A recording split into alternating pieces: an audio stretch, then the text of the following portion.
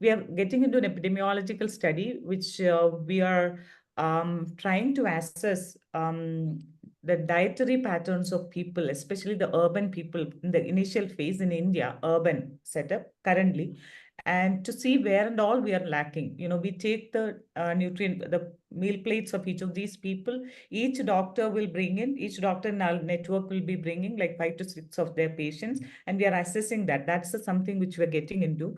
So that will definitely give us an idea what you're looking for. So for example, what is that which is lacking in our a normal place? We know that protein is lacking or fiber is lacking, but how much quantity of it is lacking in a normal diet? That's something which we will do it. By the end of next year, we will have a clear-cut answer with these studies.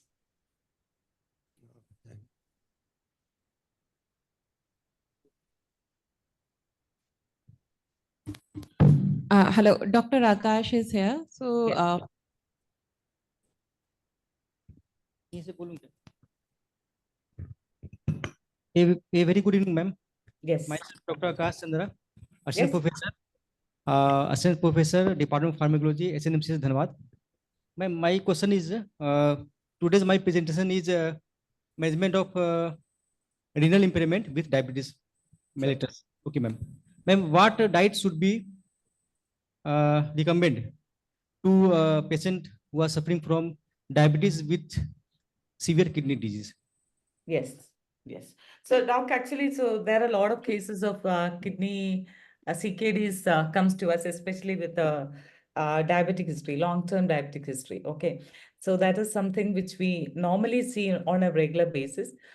In generic, if you see people with the CKD, they normally have there is a restriction of proteins, and then look at the value of potassium, sodium, those phosphorus and things like that. Based on that, we will have specific intervention. But on a generic level, what we can do is when we are recommending a patient to a whole food, plant predominant eating pattern, the advantage with that is whole food plant predominant eating pattern is something which is basically we are giving more of plant product to the patient actually. Basically, their protein source will be like legumes, like dal, rajma, green gram, horse gram, those kind of things, right?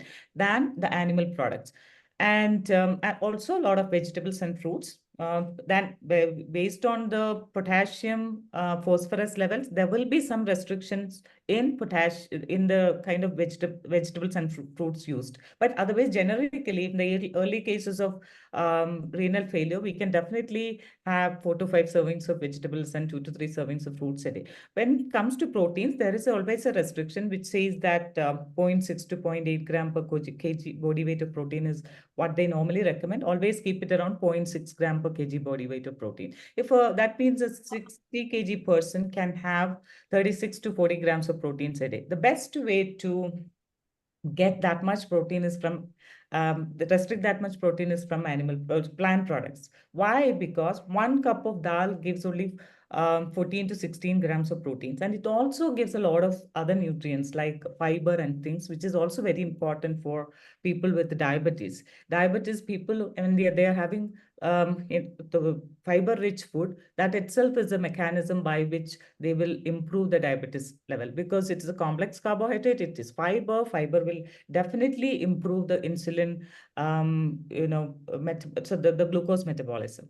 And we all know that actually, and also the soluble fiber present in it is actually something which the gut bacteria, the colonic bacteria eats on it, and it will actually multiply. And when it multiplies and it produces something called butyric acid, short chain fatty acid, it has a huge impact on all the metabolic systems, other than just the fiber, the insoluble fiber forming bulk and reducing the absorption of carbohydrate. It also has impact at the internal level, at the molecular level when it goes to the colon. So it has multiple benefits. So a particular diet which can be, I'm not very, I'm sorry that I couldn't do a lot of research on how the Jamshedpur diet looked like, but on a regular basis, if you can say that, okay, ask him to have half a cup of, oat milk with little fruits and little nuts or seeds is something which you can always ask him to have for breakfast. Or if he's having something else, what is the normal breakfast in your region? What's the regular breakfast in your region? Sir, ma'am, uh, plain notes. Oats. Okay, other than that. Plain notes daily. Plain notes and some multigrain chapati roti. Okay, South yes. Indian like ma'am upma. Okay, Upma upma. is popular breakfast in Jamshedpur. Okay, so yeah, please understand. So the oats which you mentioned, the upma you mentioned, and the roti you mentioned, all are we call group together and call them as grains. Okay, grains. Any cereal thing, it's a grain. So grains, when you think about the nutrition aspect of grain is 90% carbohydrate. Okay, but it is like if it is a whole grain product, it is whole grain. It has a lot of fiber, but it is 80%, sorry, 90% carbohydrate.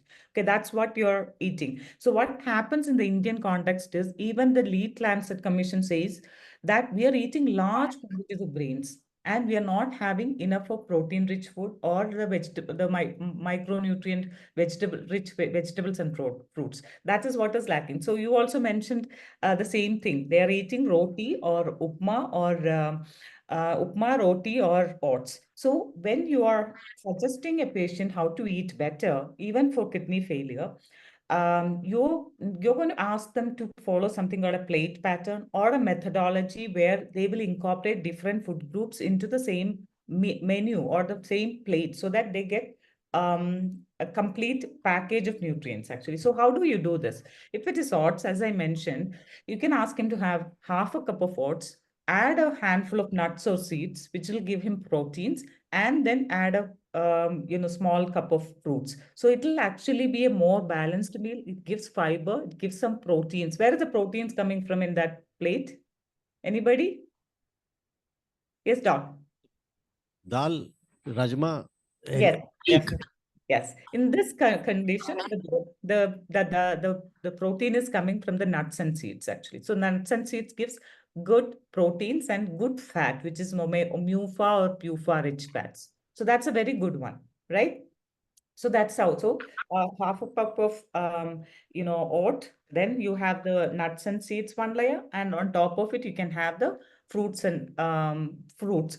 That will be the best nutrient-rich meal for him. If it is rupma, again you will have to ask him to create a plate pattern where you are imagining a 9-inch plate, half of the plate fruits. Okay, half the plate fruits. If there is no potassium restriction, even you can give potassium rich fruits. If potassium or phosphorus restrictions are there, there are fruits which has to be avoided. Okay, on the right side you can have a protein portion. Upper quadrant can be a protein portion. In the Ma'am, I can share the power plate if you want. Sure, please do that.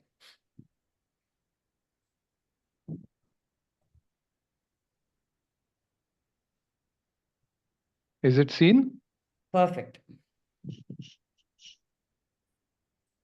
Yes. So that's what actually what as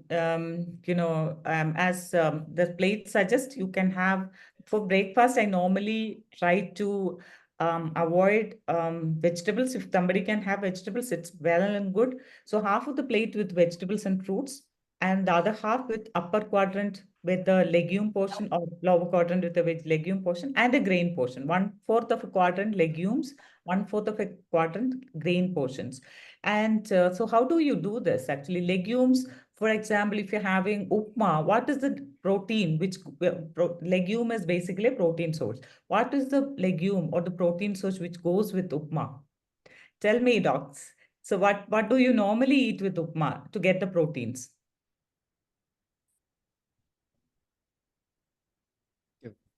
Oh, peanuts? Roasted peanuts are good. Or if you want to have a little dal chutney.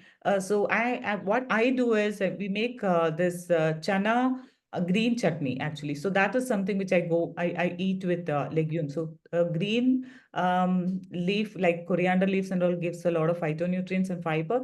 The chana gives again fiber plus proteins actually. So chana with chutney we make actually. And the grain portion should be restricted to 4 or 5 tablespoons, which has to be only 1/4 of a plate. So normally in the Indian context, we eat that 75% of the plate will be with grains, which will actually push us to, like to a level where we are not able to process our carbohydrate properly. That's why the diabetes is also very high in India.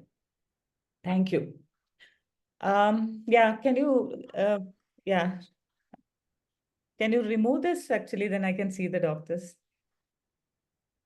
Okay. What do you Yes. want to, do you want Dr. Sharang to remove the screen or Yeah, what?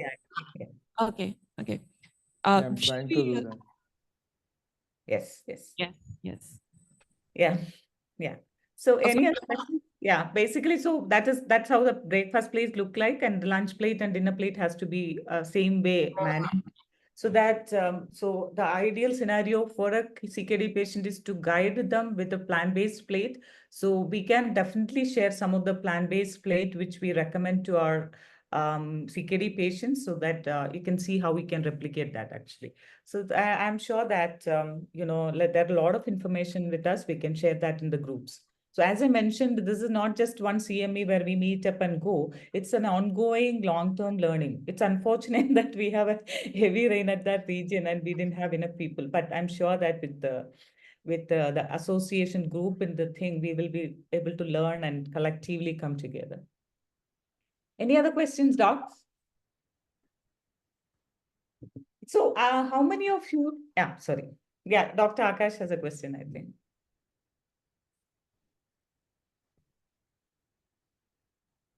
And what plant-based diet should be recommended in low AMH? Low AMH in case of infertility. Okay. Male factor infertility. Motility disorder. Is that what you meant? MH, I didn't understand what was. Oh, yeah. Okay, Mullerian. Okay, syndrome. Okay. I understood that.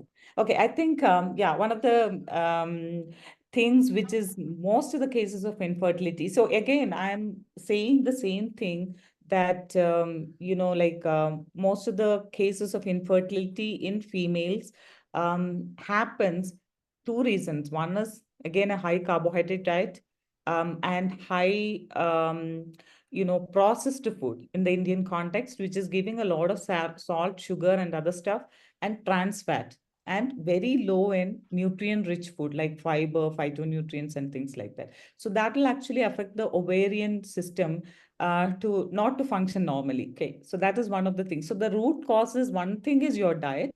Second thing is your lack of exercise, sedentary habits. Third, I've noticed most of the cases is basically people, in the growing up years, they don't eat, so they don't sleep well, actually. Like a lot of them sleep less than 6 hours, 5 hours, and all that, to very uninterrupted sleep. In today's scenario, a lot of them are with a kind of devices and all, they don't get enough sleep. So these are the root causes. So when we want to address a disease, it's better we start with the root cause of it, actually. So trying to help them first, keep moving around. At least 60 minutes of physical activity is definitely needed to have a better functioning of your system. Then the dietary pattern. Dietary pattern, again, for most of the cases, even again PCOS or MH, most of the cases we can definitely recommend. PCOS actually respond very well to a plant predominant eating pattern, which is again refined carb. So if it is plant-based eating pattern and it is refined carbohydrate, it's not going to help. So it has to be whole food plant-based eating pattern where you are again for creating a healthier plate, which has multiple nutrients in the right proportions, which it definitely helps in the long run. I mean, I had a case which was like, which even surprised us, 4 months. So it's the people with Mullerian dysfunction, they actually had gone through multiple, I think around even ICSI they have done, three IVF and ICSI and stuff, and then they couldn't conceive. And the one of the, I also work with a few of these gynaes. So one of the gynecologic center called Yeah, it's here, and they referred this patient, husband and wife, both of them are overweight, and they were working in the night shift, and they were sedentary, having high refined food because they're working in that segment. Then they order food and they eat it actually. And we kind of requested them if they can go off the night duty. When finally they got once a week or something, they got a night duty, and rest of the days were proper duty. And we put them on a whole food plan, predominant eating pattern. I'm not saying that they're completely off animal product. Once a week or something, they were eating some fish, but that also reduced after some time. And the idea was to help them with just weight loss, actually, some 15 kgs or 20 kgs. And 5 months, they were down by, both of them together were down by around 38 kgs or something. And, fifth month, they actually called us and they told us they conceived naturally. Even the doctors were surprised. That was something which was very, I myself didn't expect. I was thinking them to give some weight loss. And, during the motivational interview, we said that when you're eating healthy, your system will start working better and you will have better, hormonal balances and stuff. So here, when it comes to the lunch plate, again, 9-inch plate, half of the plate with vegetables. Normally, for the Indian context, people don't eat fruits for lunch, but if some fruit can also be included, it's good. So the vegetables you're eating should be like not like even cooking can be highly processed and devoid of nutrients. So what we need to ask them to do is try and include a salad like cucumber, carrot, onion, different things with a little lemon and all. That can be one salad. One can be a stir-fried vegetable, the palya which they are using. But the palya should be made partially cooked. It's not like completely cooked in oil and stuff. So that is not going to help. The palya, what do you call that? The sabji which they are using, palya is a Kannada word. The sabji they are using is basically with a lot of oil. So a cup of vegetable is there. The cup of vegetable is normally around 40 calories. They put that into a oil which is around 2 tablespoons, which is around 240 calories. Okay, that the 40-calorie vegetable will become 300 calories when that becomes a sabji. That should go off because that itself is a weight loss strategy. So then have 1/4 of the quadrant with a legume portion, which can be dal, rajma, green gram, anything would be fine. Again, ask them to reduce the oil consumption. Oil is very high in our dietary practices. And the lower portion can be a grain portion, which can be half a cup of rice or some roti. That's the way we need to guide them. Actually, so if we ask them to just follow a plant-based eating pattern, most of them don't know, okay, eat more of legumes, more of grains. That is a very 80 feet level, guidance. They don't know how to make it practical in their regular scenario. So we need to have that prescriptive way of telling them, create your plate like this.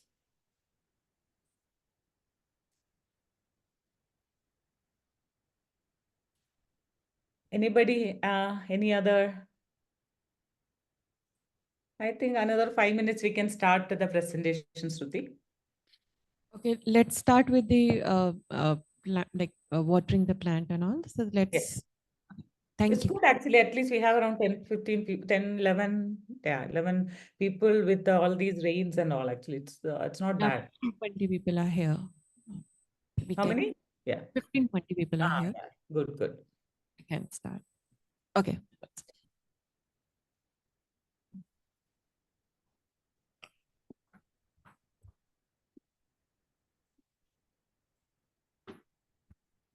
Hello. Hello. Yeah. Thank you everyone for making it to coming here, and thank you from our medical director and our ambassador, Dr. Rajeeena Shahin and Dr. Sharang Wartikar is here as a speaker. They are a very senior speaker, and let's start the CME. And this is the ritual where we always worship nature. So I would like to invite all of us on the stage and have a this. Okay, please take a seat.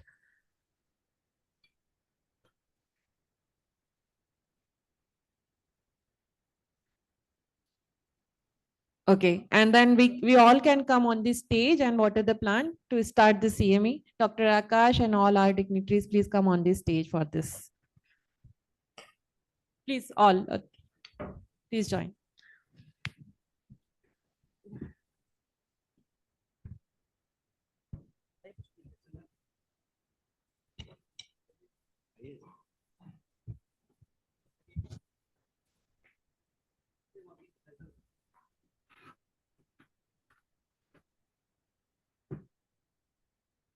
Please join, all of you, please come, please come.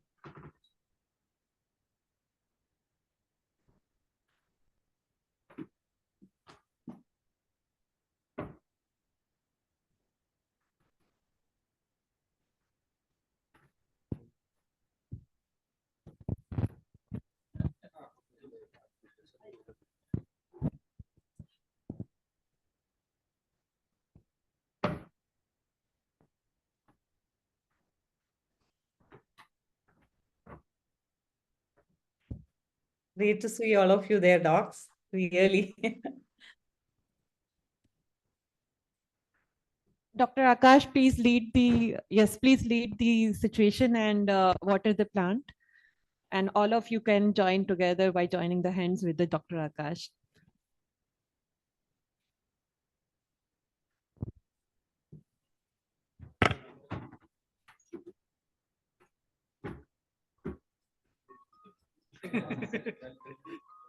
Nice.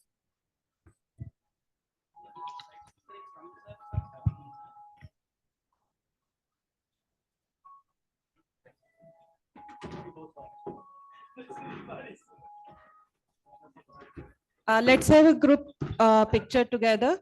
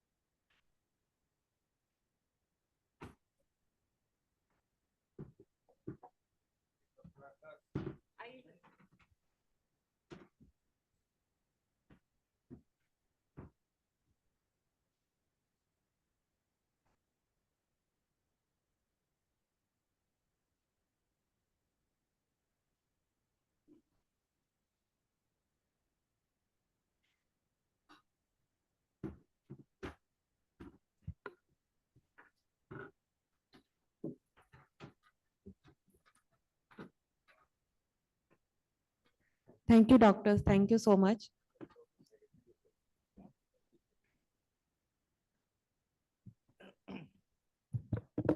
Rajeeena, should we start with Dr. Sharang first?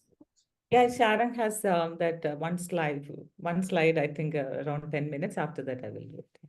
Okay.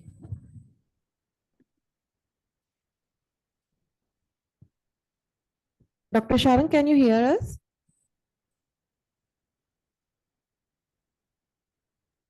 Yes, of course. Okay. You want me to start the presentation of the introduction of the Just a old second. foods and things like that? Just give me a second, sir. Let me introduce you to the panel.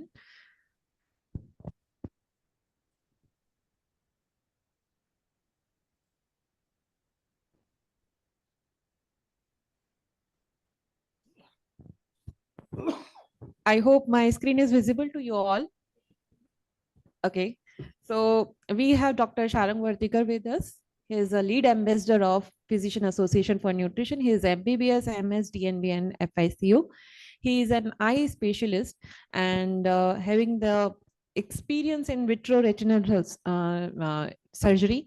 After completing his MBBS, MS, DNB, and FICU, he did his fellowship in medical and surgical retina from Retina Foundation, Ahmedabad. He traveled to Japan and Switzerland for undertaking surgical retina courses. He practices at Bhaskar Eye Care, Thane, and is a visiting retina consultant at various hospitals in Mumbai and Thane. His work has been published in international journal and textbooks. He has presented award-winning papers, posters, and video presentation at various national and international conferences. He has been invited to various medical colleges and conferences across the country to speak on lifestyle medicine. He is concerned about the impact our lifestyle has on everything within and around us, and strive to create awareness regarding the same. And this is our 25th CME, and Dr. Sharang has been part of more than 5 CME with us. And over to you, Dr. Sharang. Thank you so much for the kind introduction. Am I audible? Yes, yes. Okay. So firstly, I must apologize for not being able to be, physically present there. It's never the same to present online, but we're trying to make the best of what we can. I'll be having two talks. I think, I hope my slide is seen. Yes. Yeah. So this is just a brief introduction as to, what we are going to discuss today, and why, when you're talking of health, why is nutrition given so much of importance? Well, if you see earlier, it was the communicable diseases that were, responsible for majority of deaths. And now the whole scenario has changed, where non-communicable diseases, including lifestyle diseases, are now what is, responsible for this major problem. And almost 1/3 are dying with heart diseases, and more than almost 3/4 are dying from non-communicable diseases worldwide. So definitely this is a big concern. And what is this paradigm shift attributed to? Well, you can see 80% of this is because of, at 20%, which is the largest chunk of all, causes, is because of poor nutrition. And if you see what is happening is our diet has increased in fast food, oil, ghee, fried foods, added sugars, refined grains, dairy products, juices, sodas. This is what intake is increasing. And what has drastically reduced is whole grains, fruits, vegetables, and legumes. This is what we are used to, consuming now. All fried and sweet things and dairy loaded stuff. And the shopping malls have become like packaged food stuff. So briefly, what is processed food? Like, processed food is anything from which something beneficial has been removed, or to which something which is not beneficial has been added, right? It could be minimally processed, semi-processed, or ultra-processed. So there's a NOVA classification there, which classifies food into 4 groups. The group 1 is unprocessed or minimal processed, where all the vegetables, fruits, nuts, grains, legumes, and seeds come. This is the maximum consumption that we should be focusing on. Then second comes oil, salt, sugar, spices, butter, cream, honey, followed by canned food, cheese, wine, bread, beer, and then of course is the ultra processed food. These are hard, or we also called as, junk food and ice creams and packaged snacks and things like that. Unfortunately, this is where the majority of diet has shifted now. The other small point we need to understand is calorie density. See, not all calories are same. On the left, you will see that's a typical, what they say, a Mac meal, where you have a burger and a Coke and fried. All this put together is 1300 calories, right? And you can easily have that. But can you have so many apples at one go? It's not possible, because this is what is called as a whole food, and this is processed food. Again, if you look at oil, cheese, meat, or plant-based food, the same 500 calories will look very different. Fruits and veggies will fill your stomach very fast and give you satiety. How are foods processed? Well, there are various types of processing. One is thermal processing. When any food undergoes thermal processing, you can see the calories shown below, right? The amount of calories and the amount of fat concentration is just going on adding. That's why you can keep having multiple chip packets without even realizing what is happening. Again, there is mechanical processing. What we say is, don't have a cup of orange juice, have the orange. There's a huge difference. Look at the sugar levels. See how the spikes in blood sugar occur when you take juice versus having a fruit. Because along with that fruit, you also get a lot of fiber, which automatically slows down the absorption of the fructose. Then there is chemical processing. This is palm oil. In its natural form, it is black in color. It undergoes a lot of chemical processing to make it look white and things like that. Then there is physiochemical processing, which is a combination of multiple things. A typical, packet will have lot of things put, acidity regulators and flavor enhancers and things that we can't even associate with. We don't even know what they are. And when you talk of biological processing, one is of course refers to fermented food, where bacteria, process things and form pickles and curds.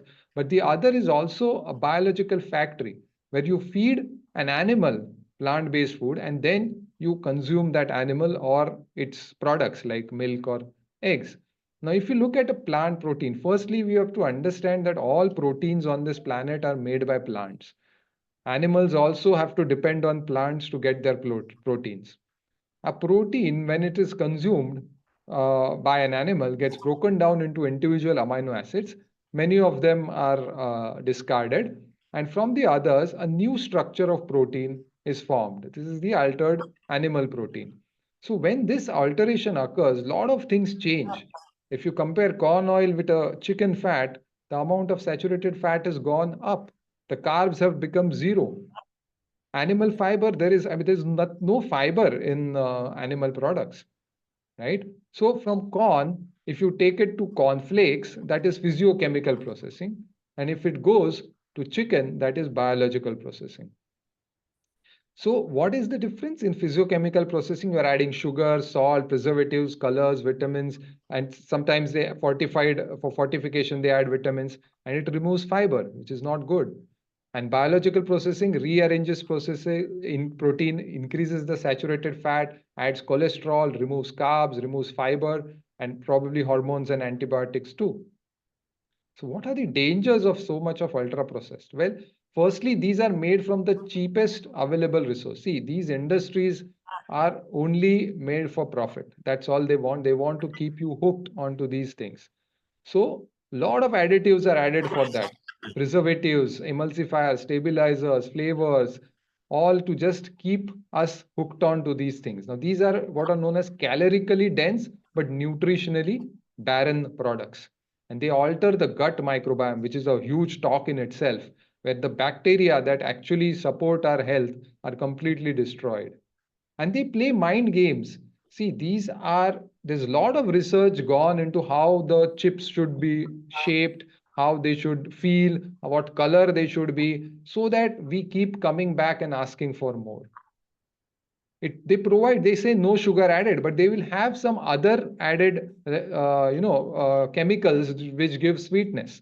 So there's sweetness without sugar, there is smoothness without fat, there is savory without protein. And this is just to fool our mind. So not just obesity, but it's also responsible for heart diseases, cancers, metabolic diseases, and all other kinds of things. As against this, what are whole foods? Whole foods are completely unprocessed or minimally processed foods, like a white rice versus a brown rice, where you keep all the nutrition also intact. So don't go for taste and show. We have to go for what is as close to nature as possible. This power plate we already discussed. I'll just end my talk with some of the images. These are green smoothies that you can make, have raw vegetables mixed with plant-based milk and seeds and nuts you can add with fruits. And then you can have raw salads. You can have a variety of these things. You have to eat the rainbow, as we say, multiple colors. There's a reason why humans have the ability to perceive so many different colors. So these are some of the meals that we can have. You can even make whole food plant-based ice creams and sweets made from dates. So what we have to understand that if we eat mostly processed food, then whole food seems less appealing. But once you make that shift within a month's time, the processed food will suddenly stop seeming appealing. Fruits will start to taste sweeter. Veggies will taste more refreshing because our taste buds start adapting to our dietary choices. And small changes over time will lead to big results. Let food be thy medicine. A whole food plant-based diet is the ultimate health insurance. Thank you. I must thank Dr. Varsha Shah. She is a pediatrician based in Vadodara, who has contributed to this presentation basically, and I have just modified some of it. Okay, thank you, Dr. Sharang. Thank you. Now I would like, Dr. Rajeeena is here. So, now I would like to call Dr. Rajeeena for this, for her presentation. Sorry, Dr. Akash, please you come to the for your presentation. You have your presentation in your pen drive, right? Okay.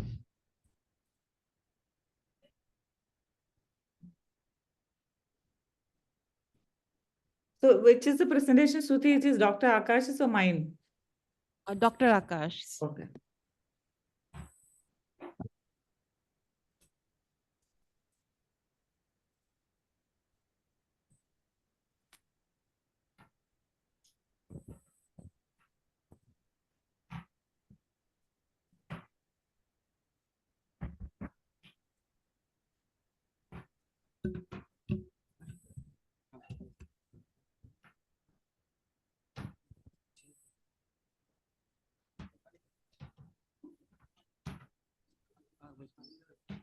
Hello. Hi. Sorry. No, yeah, I had called. I just wanted to discuss that. I thought if you are presenting, then I would not have. I thought you told me that, Dr. Akash and I only have to speak because you will be also covering all these things, no?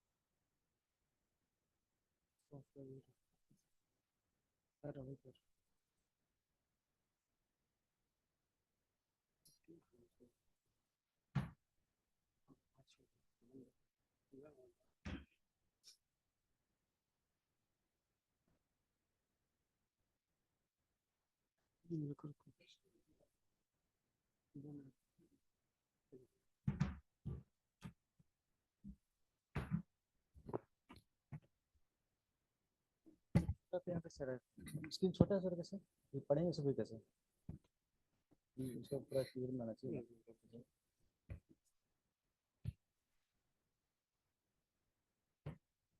ठीक है, क्या करें?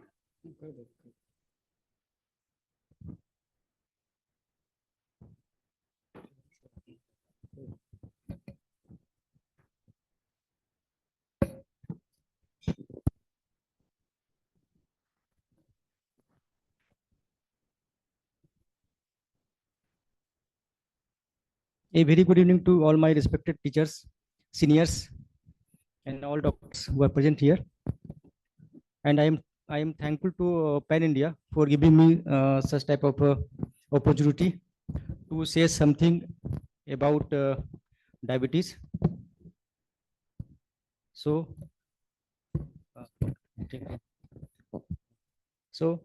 I am going to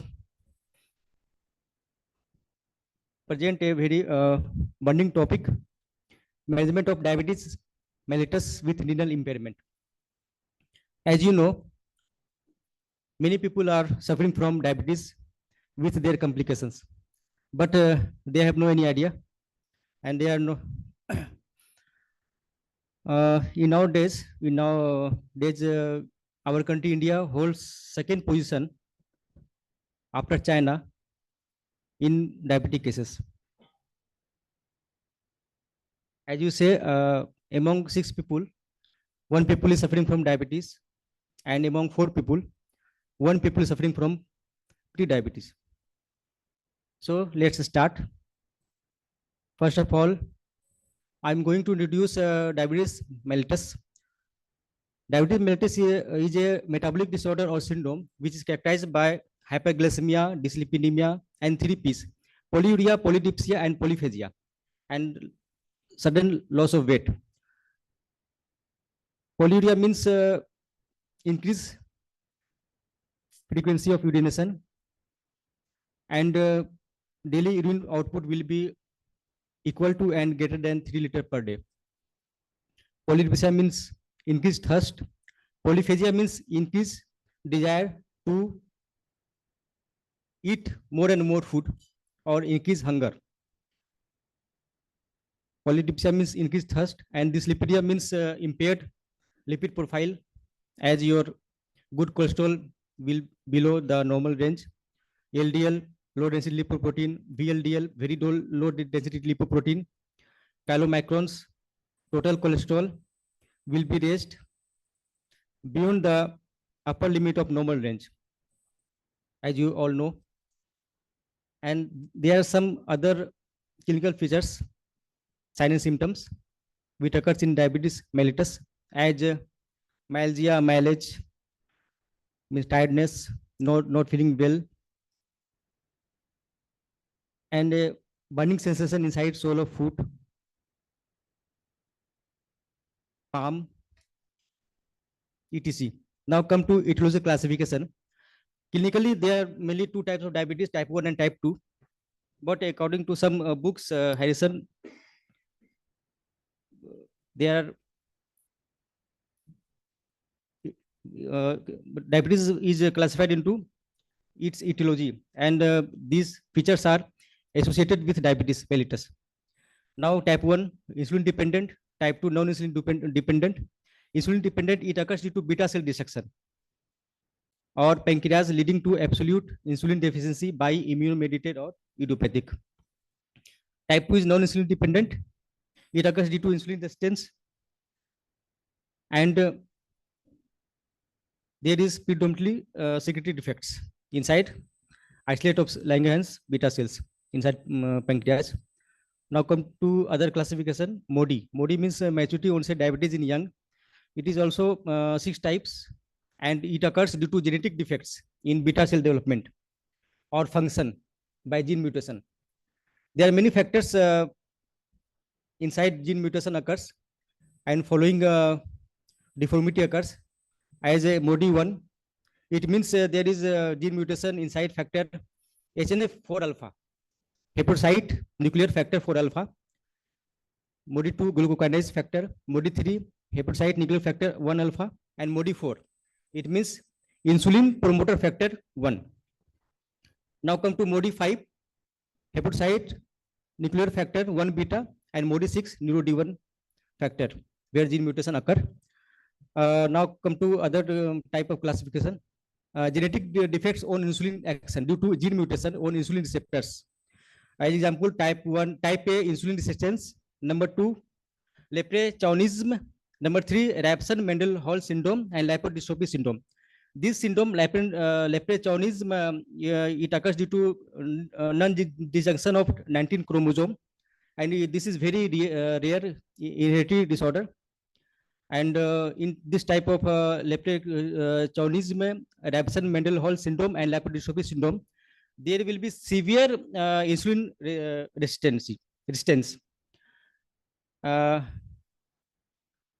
These are all autosomal recessive disorder, and it occurs 1 per 10 lakhs population. And these all disorder are associated with diabetes mellitus. Severe hyperglycemia occur. Next, come to next slide.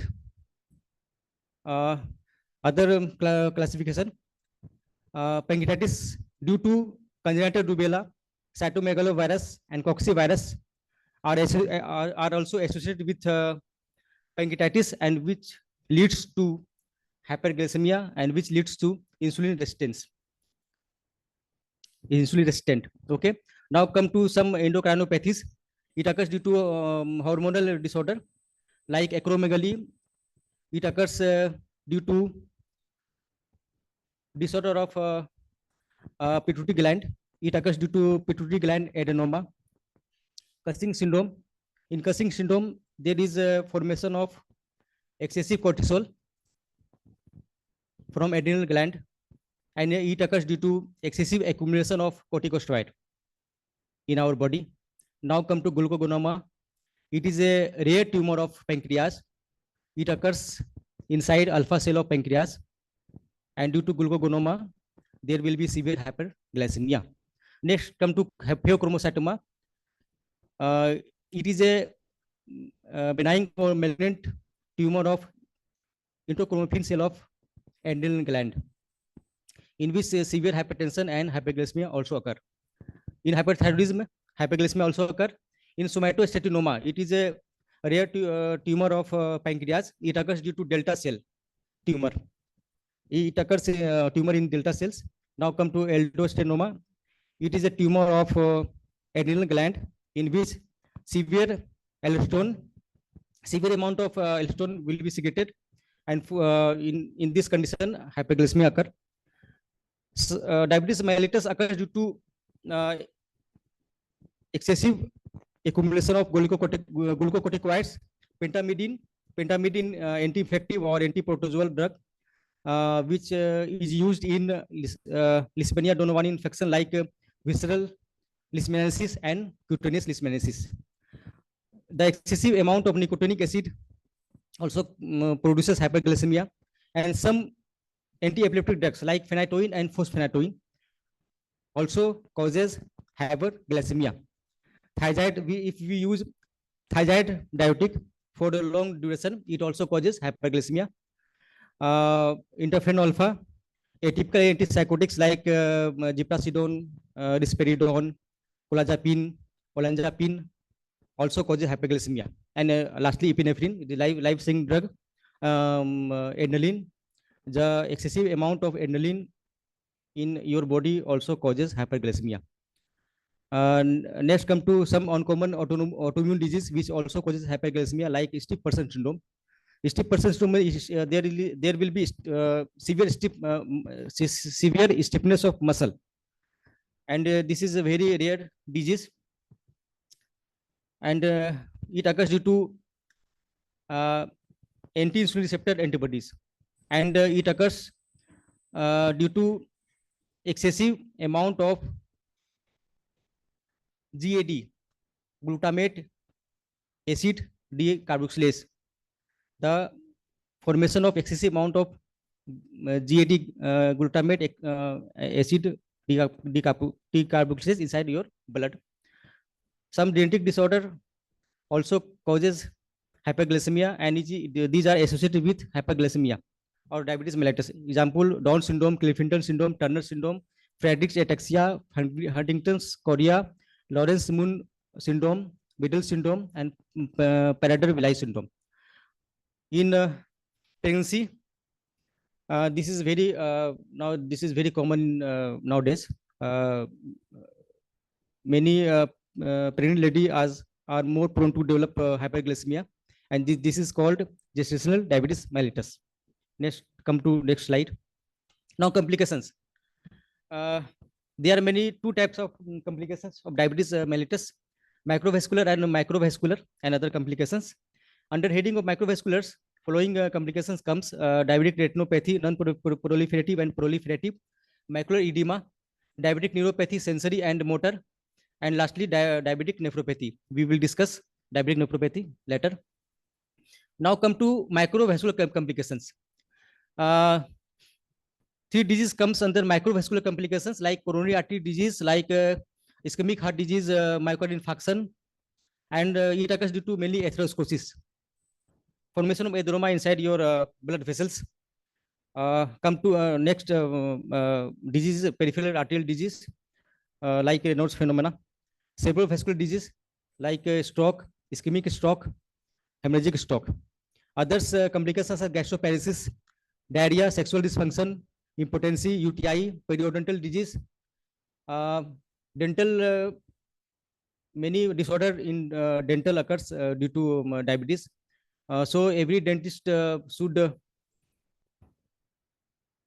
recommend blood test for fasting blood sugar, blood sugar PP, lipid profile, and HB1C. If you if any patient comes in your dental clinic, then at least you should prescribe fasting blood sugar, PP, blood sugar PP, and HB1C also. So next, others complications are UTI, periodontal disease, hearing loss, obstructive sleep apnea. This is a breathing disorder during sleep. It occurs due to overgrowth of soft tissue of your pharynx, like soft palate, and which obstruct your airway. Now come to dementia. It is associated with Alzheimer's disease, which occurs in elderly people. It means these are the mainly sign of hyperglycemia. If this sign occurs in your patient, then prescribe, then ask the patient to examine his or her blood fasting blood sugar PP, HB1C, lipid profile, etc. Now come to our main topic, diabetes with renal impairment or diabetic nephropathy. Introduction. Diabetic kidney disease is also known as diabetic nephropathy. Is the leading cause of ESRD. It means end-stage renal disease in worldwide. This is due to longer lifespan of patients with diabetes. If any person is suffering from diabetes for long years, then that people are more prone to develop diabetic nephropathy. Diabetic kidney disease is defined as the presence of albuminuria and reduced estimated GFR in the absence of sign or symptoms of other primary cause of kidney disease. Mainly cardinal feature of diabetic nephropathy is albuminuria and reduced eGFR. We have to monitor mainly albuminuria or proteinuria and eGFR. Patients with diabetes are 70 times more prone to develop kidney disease than the general population. The peak onset of diabetic kidney disease in patients with type 1 diabetes is between 10 to 15 years after onset of diabetes. Diabetic kidney disease occurs in type 1 diabetes after 10 to 5 years of onset of diabetes. Patients who do not develop proteinuria after 20 to 25 years have only 1% to develop diabetic nephropathy. In type 1 diabetes, after development of overt proteinuria, it means albuminuria greater than or equal to 300 milligram per day. It means 50% progress to ESRD in stage renal disease in 10 years and 75% progress to ESRD in 20 years. And it is same for individuals who are suffering from type 2 diabetes, as described by our scientist Mogensen. Now come to pathogenesis. The hallmark of diabetic kidney disease is thickening of glomerular basement membrane. It occurs 1.5 to 2 years after onset of diabetes.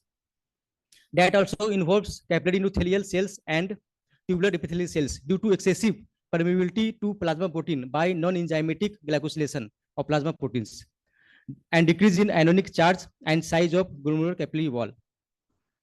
Glomerular basement membrane thickening also occurs due to increased cellular proliferation and matrix production by the release of growth factors as interleukins 1 and tissue necrosis factor alpha following macrophage activation by advanced glycosylation in products. There are some structural changes also occur in case of diabetic kidney disease, as there is endothelial fenestrations, mesangial matrix expansion, and loss of podocytes with effacement of food process. It occurs 5 to 7 years after onset of diabetes. The next step of structural changes are mesangiolysis with development of Kemmelstein-Wilson lesions. This is a cardinal sign of in nodular glomerulosclerosis and subendothelial deposition of plasma proteins, which can compromise the lumen of arterioles and glomerular capillaries. Subepithelial deposits appears as capsule drops. Now come to next slide. Now come to risk factors for diabetic kidney disease. These are the following risk factors for diabetic kidney disease. As example, hypertension, hyperglycemia, microalbuminuria, duration of diabetes, family history of CKD, and ethnicity. Ethnicity is a social group which demarcated on the basis of food pattern, geographical condition, etc. And next is cigarette smoking and dyslipidemia. Now come to investigations. There are two type of main investigations: pathological investigations and radiological investigations. Number one is fasting blood sugar, postprandial blood sugar, lipid profile as serum LDL, VLDL, HDL, triglyceride, total cholesterol, LDL oblique HDL ratio, total cholesterol oblique HDL ratio. LDL HDL ratio and total cholesterol oblique HDL ratio should not be exceed 5:1. 1:5. Sorry, 1:5. And the triglyceride should not be exceed greater than 150 milligram per deciliter. HDL in male will be 55. Greater than normal. In case of female, it should be 45 and equal to 4500.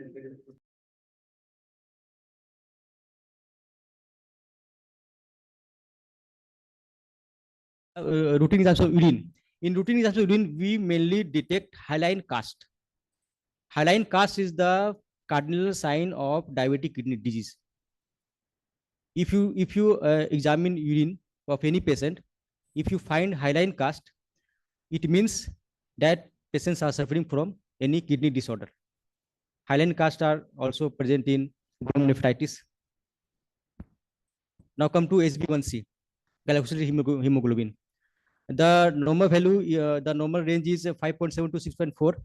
It should be equal to and less than 6.5. If HbA1c is greater than 10 or 11 for a long time, then that patient develops diabetic complications like diabetic nephropathy, diabetic retinopathy, diabetic neuropathy, other complications. The main very important pathological investigation is UACR, urinary albumin creatinine ratio. This is the cardinal. This is very important investigation for detection of diabetic kidney disease. It should be less than 30 milligram per gram by dipstick test. If it is greater than 30 milligram per gram, then that person is suffering from diabetic kidney disease. Now, next is EGFR. EGFR should be equal to and greater than 60, because many drugs like oral hypoglycemic drug, antihypertensive drugs, the dosing schedule is depend of EGFR. If EGFR is below 30, many drugs are contraindicated. If possible. Now come to radiological investigation, USG of abdomen and CT scan and MRI of abdomen. There will be contacted kidney in this case. Now come to management. There are mainly 6 headings in management: screening for microalbuminuria, measurement of EGFR, glycemic control, BP control, dietary modification, other aspects of management, and future prospects. Now screen for albuminuria. These are the normal albuminuria, microalbuminuria, and proteinuria. Normal albumin secretion, it should be less than 30 milligram. If there is microalbuminuria, it is 30 to 290 milligram, and if greater than 300 milligram, then it will be proteinuria. Okay, there are 2 methods measurement. Number 1, measurement of albumin to creatinine ratio in random spots collection of urine. Number 2 is 24 hours collection along with simultaneous measurement of creatinine clearance milligram per 24 hours. But this is not applicable in clinical setup. This is now American Diabetes Association now recommends that the term microalbuminuria and proteinuria be replaced with the term increased urinary albumin excretion. It should be less than 30. It should be not greater than 30. Measurement of estimate GFR. We measure estimate GFR by MDRD formula. EGFR is equal to 175 into serum creatinine minus 1154 into age of the patient minus 0.203 for in case of male. But if we multiply 0.742 for the female and 1.212 for black. CKD is defined as EGFR is less than 60 milliliter per minute per 1.73 meter square for greater than and equal to 3 months. अगर 3 महीना या उससे ज़्यादा रहे GFR 60 से कम, तो diabetic kidney disease हम लोग उसको डिफाइन कर देते हैं. This is the chart picture. If our EGFR is between 15 to 60, then that person are suffering from kidney disease. And if EGFR is below 15, this condition is called kidney failure. And if normal is equal to and greater than 60. This denote dark red, green low risk, yellow moderately increased risk, orange high risk, red very high risk, and deep red is highest risk. This is A1, A2, A3 albuminuria category, and EGFR category G1, GA, G3A, G3B, G4, G5. Causes of sudden drop in estimate GFR, as example, dehydration, obstructive uropathy, some drugs like NSAIDs, fenofibrates, bezafibrate, aminoglycosides, antibiotic like amikacin, streptomycin, gentamicin, etc. Recent initiation of SGLT2 inhibitors or ACRB. Don't prescribe excessive or for long duration treatment for the diabetic kidney disease as SGLT2 inhibitors and ACE inhibitors. SGLT inhibitor examples are dapagliflozin, canagliflozin, empagliflozin. If you prescribe for a long time, then estimate GFR will be from lower side. Now next sudden drop of estimated GFR is causes UTI causes. Glycemic control, we strictly control hyperglycemia. Metformin can be given in full dose to an EGFR between 45 milliliter per minute to 60 milliliter per minute. Anti-diabetic agent like SGLT inhibitors and linagliptin should be given when EGFR is between 30 ml per minute to 45 ml per minute. All oral anti-diabetic drugs should be best avoided when EGFR will be below 30 ml per minute. In this condition, only one oral drug is recommended, and that drug is drug of choice, linagliptin. Linagliptin, you can prescribe linagliptin safely if EGFR is below 30 milliliter per minute. Dose adjustment is required when it causes side effect. Side effects are rhinitis, pharyngitis, joint pains, etc. So linagliptin is approved drug, and this is only one oral drug you can give if GFR is below 30 ml per minute. Like other, we can ask patient to consume plant-based diet, appropriate medication, and physical activity with yoga, which can reduce the risk of diabetic kidney disease. BP control, we use AC inhibitors and unison receptor blockers like candesartan, losartan, and AC inhibitors in enalapril. Our motto is to control BP. Systolic should be 135 and diastolic should be 85. Below 114 and 90 millimeter of Hg. ARB and AC inhibitors should be avoided if the serum creatinine greater than 3 mg per deciliter or creatinine clearance falls below 30 ml per minute. ARB and AC inhibitors prevent progression of CKD in patients with UAE, urinary albumin excretion, greater than and equal to 300 mg per deciliter. In patients with urinary albumin excretion, if is between 30 to 200 mg per deciliter, they reduce progression to higher levels of albuminuria as well as cardiovascular events like ischemic heart disease and also stroke. They are not indicated for prevention of development of albuminuria in patients without hypertension. If patient is suffering from only albuminuria, then we should not prescribe AC inhibitors or ARB inhibitors. If hypertension is along with albuminuria, then you should prescribe AC inhibitors or ARB. Recently, the melanocortin receptors antagonist finerenone has been shown to reduce progression of CKD in patients with type 2 diabetes with albuminuria. We will discuss finerenone. Now come to BP control, contraindication to AC inhibitors. Pregnancy, bilateral cerebral artery stenosis, die cough due to AC inhibitors, hyperkalemia, and moderate to severe aortic stenosis. We should modify diet. Daily protein restriction is 0.6, 0.8, and sodium intake less than 2,300 milligram per day. Other aspects and future prospects. Add renoprotective drugs like taurine plus acetylcysteine, taurine 500 milligram plus 300 milligram acetylcysteine, which is also called, which comes under the brand name of Renogard, is added. Avoid nephrotoxic drugs and avoid dehydration, avoid smoking, treat UTI. Statin therapy should be given to control lipid, but if required, if your triglyceride is not greater than 500 milligram per deciliter, if your triglyceride is not greater than 500 milligram, then don't prescribe fenofibrate. Fenofibrate should be prescribed if your triglyceride is equal to and greater than 500 milligram per deciliter.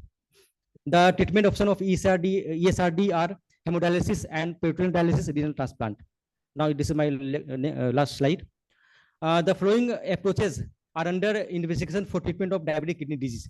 The following drugs are under trial and which are used in US and Europe. Number one is inulin receptor antagonist, atrasentan. It comes under the brand name of Zinle, and its dose is 0.75 milligram per day. Now, next drug is protein kinase C inhibitors. Rivoxictorin comes under the brand Araxant. Dose is 1 to 10 milligram per kg per day. And next one is melanocorticoid receptor antagonist. Generally, we use in diabetic kidney disease spironolactone, potassium sparing diuretic. But Finron is the newer potassium sparing diuretic, and it poses low side effect. And it comes under the brand of Carenidia, and it dose is 10 to 20 milligram OD. Thank you. Hi. Shruti, can you give me 2 minutes? Hi. Hello? Hello? Yeah. Hi, Dr. Akash has given an elaborate information regarding CKD management with pharmaceutical management. So with diet, we already explained that a plant-predominant eating pattern definitely helps with CKD management, especially mild to moderate cases. Severe cases, mild cases, most cases, we can manage it with dietary intervention. And moderate cases, based on the severity of the cases, we definitely need a pharmaceutical intervention, therapeutic intervention with the dietary intervention. So he was mentioning about 0.6 to 0.8 gram per kg body weight of proteins a day. There, I'll give a little bit explanation. 0.6 to 0.8 gram, as I mentioned earlier, I think some of you were already there. 0.6 gram per kg body weight, that means 80 kg person. It is or 60 kg person, it is 36 grams actually. So 36 grams, why the plant-based is more applicable here? Because when you're thinking about a animal protein, anything which is 100 grams can go up to 22 to 25 grams of proteins. And it also comes with all the other things. He was talking about advanced glycosylation end products. One of the things which comes is high, dry heat application of proteins actually, along with carbohydrate. When it comes advanced glycosylation end products will form. That will again damage your kidneys. So what I suggest is asking people to shift to a plant-based diet. So plant-based diet, as I mentioned, 1 cup of dal itself is only 16 grams of protein. There itself, we are able to bring down the proteins. Instead of giving 25, 28 grams from animal products, which comes along with the saturated fat, which also causes advanced glycosylation in product, TMAO and things like that. When you're shifting to a plant product, plant things like legumes, you're already giving lesser proteins, and also you are giving a lot of fiber and phytonutrients along with it. It is definitely going to be useful. The second thing he mentioned about is sodium intake to be restricted. Actually, it is 1500 to 2400. Different things is mentioned in different authorities, but keep it like around 1500 to 2400 range. If it is 1500, salt, 1 teaspoon of salt is 1 teaspoon of salt is around 2000. Yes, 1 teaspoon of salt is around 4 grams of salt actually. So that is around 2400 actually. So to get, you can have only that much maximum in a day. If a kidney failure people, we will again reduce it to 1500. So what practically, how do you guide the patient? You can guide the patient by adding a pinch of salt to a curry. Okay, a dal, for example, if it is made for 2 or 3 people, a pinch of salt is something which you can ask them to add.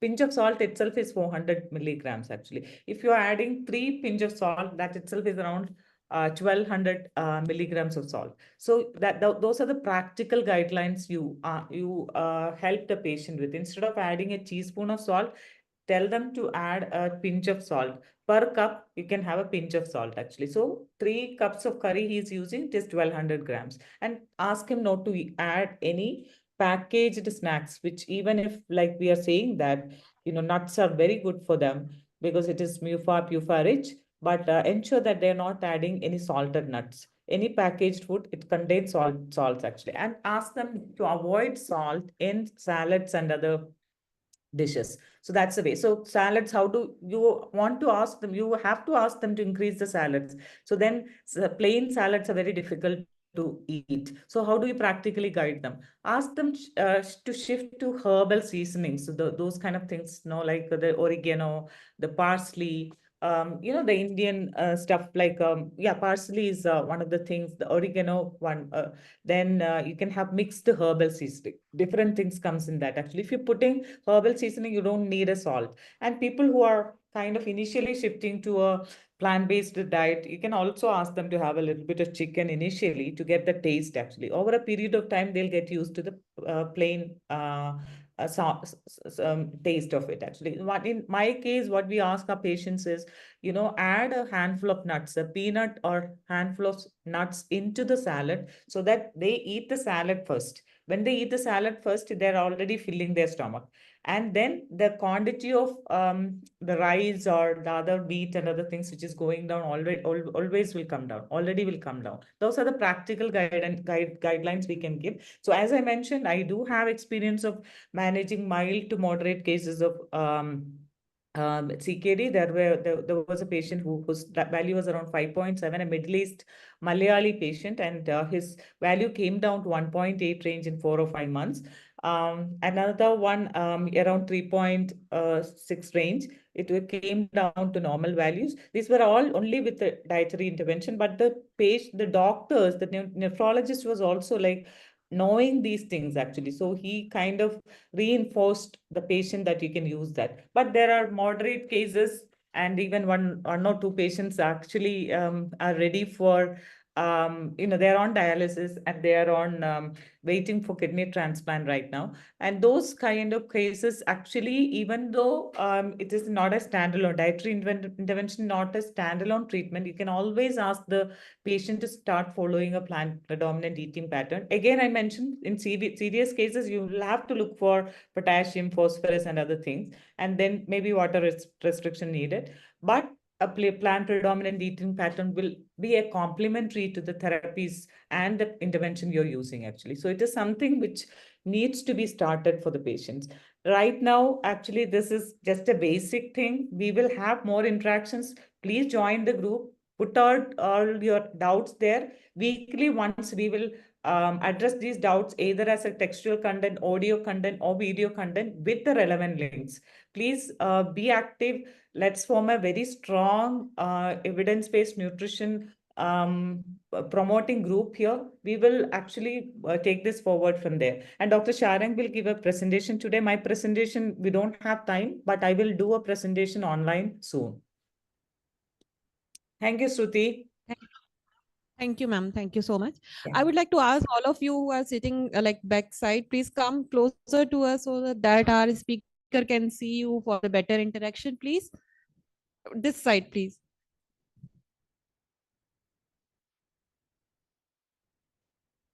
Dr. Sharang, over to you. You can share your screen now. Yeah. You also, please, if you guys can come this side, because Dr. Sharang cannot see you. At least who can accommodate this side. Thank you. Thank you so much. Yeah, I hope I'm audible. Yes, you are audible and your screen is here. I think you are not presenting anything No, right. it's this. So I just want to, Dr. Akash gave a wonderful presentation on, diabetes. this image has to be, understood. You can see that there's a tap which is running and it's overflowing, and there are, doctors actually who are mopping the floor. So mopping the floor is something like giving medications. See, diabetes is a lifestyle disease, right? And by giving medications, we are only treating the symptoms, not the cause. So what we at PAN are trying to, make people aware that if it's a lifestyle disease, then the first thing that should come is lifestyle medicine. Unless we turn off the tap, this mopping is not going to end the disease. This is not the cure, right? And problem today is that all of us physicians are too busy mopping the floor to actually go and turn off the faucet. So that is what lifestyle medicine is. It comprises of 6 pillars, right? It's healthy eating, predominantly a whole food plant-based diet, good exercise, cardio as well as strength exercises, adequate sleep, treating mental stress problems, avoiding all kinds of addictions. Of course, when we talk of addictions, we talk of smoking and alcohol and things like that. But junk food is also a major addiction. All kinds of ultra processed foods also come under addictions, and maintaining good social relations. So, this is something, it is there in all textbooks. It's initially said, okay, manage the lifestyle has to change, but we don't spend enough time with the patients or for even understanding how this has to be done. So the focus from giving medications has to shift towards changing our own and the patient's lifestyle. So that was the thing. I'll continue with my talk. So, have you ever wondered why humans have to be told what to eat, when to eat, and how much to eat? Because everyone else around, all the other animals seem to be pretty sorted. They certainly don't have to conduct CMEs for this, like, right now we are doing to talk about nutrition. So, what is wrong with us? The problem is we are now eating for convenience and pleasure and not for our survival, which is why we are suffering and dying both from less on one side as well as on excess on the other side. So, today I have been asked to speak to you on the right diet to not die yet, right? Now, when we talk of this, if you say which is the best diet for the survival of an individual, then everybody will have, different opinions. Some will say keto is best, and paleo, vegetarian, vegan, all kinds of diets are going around, and everybody will say ours is the best, ours is the best, this study, that study.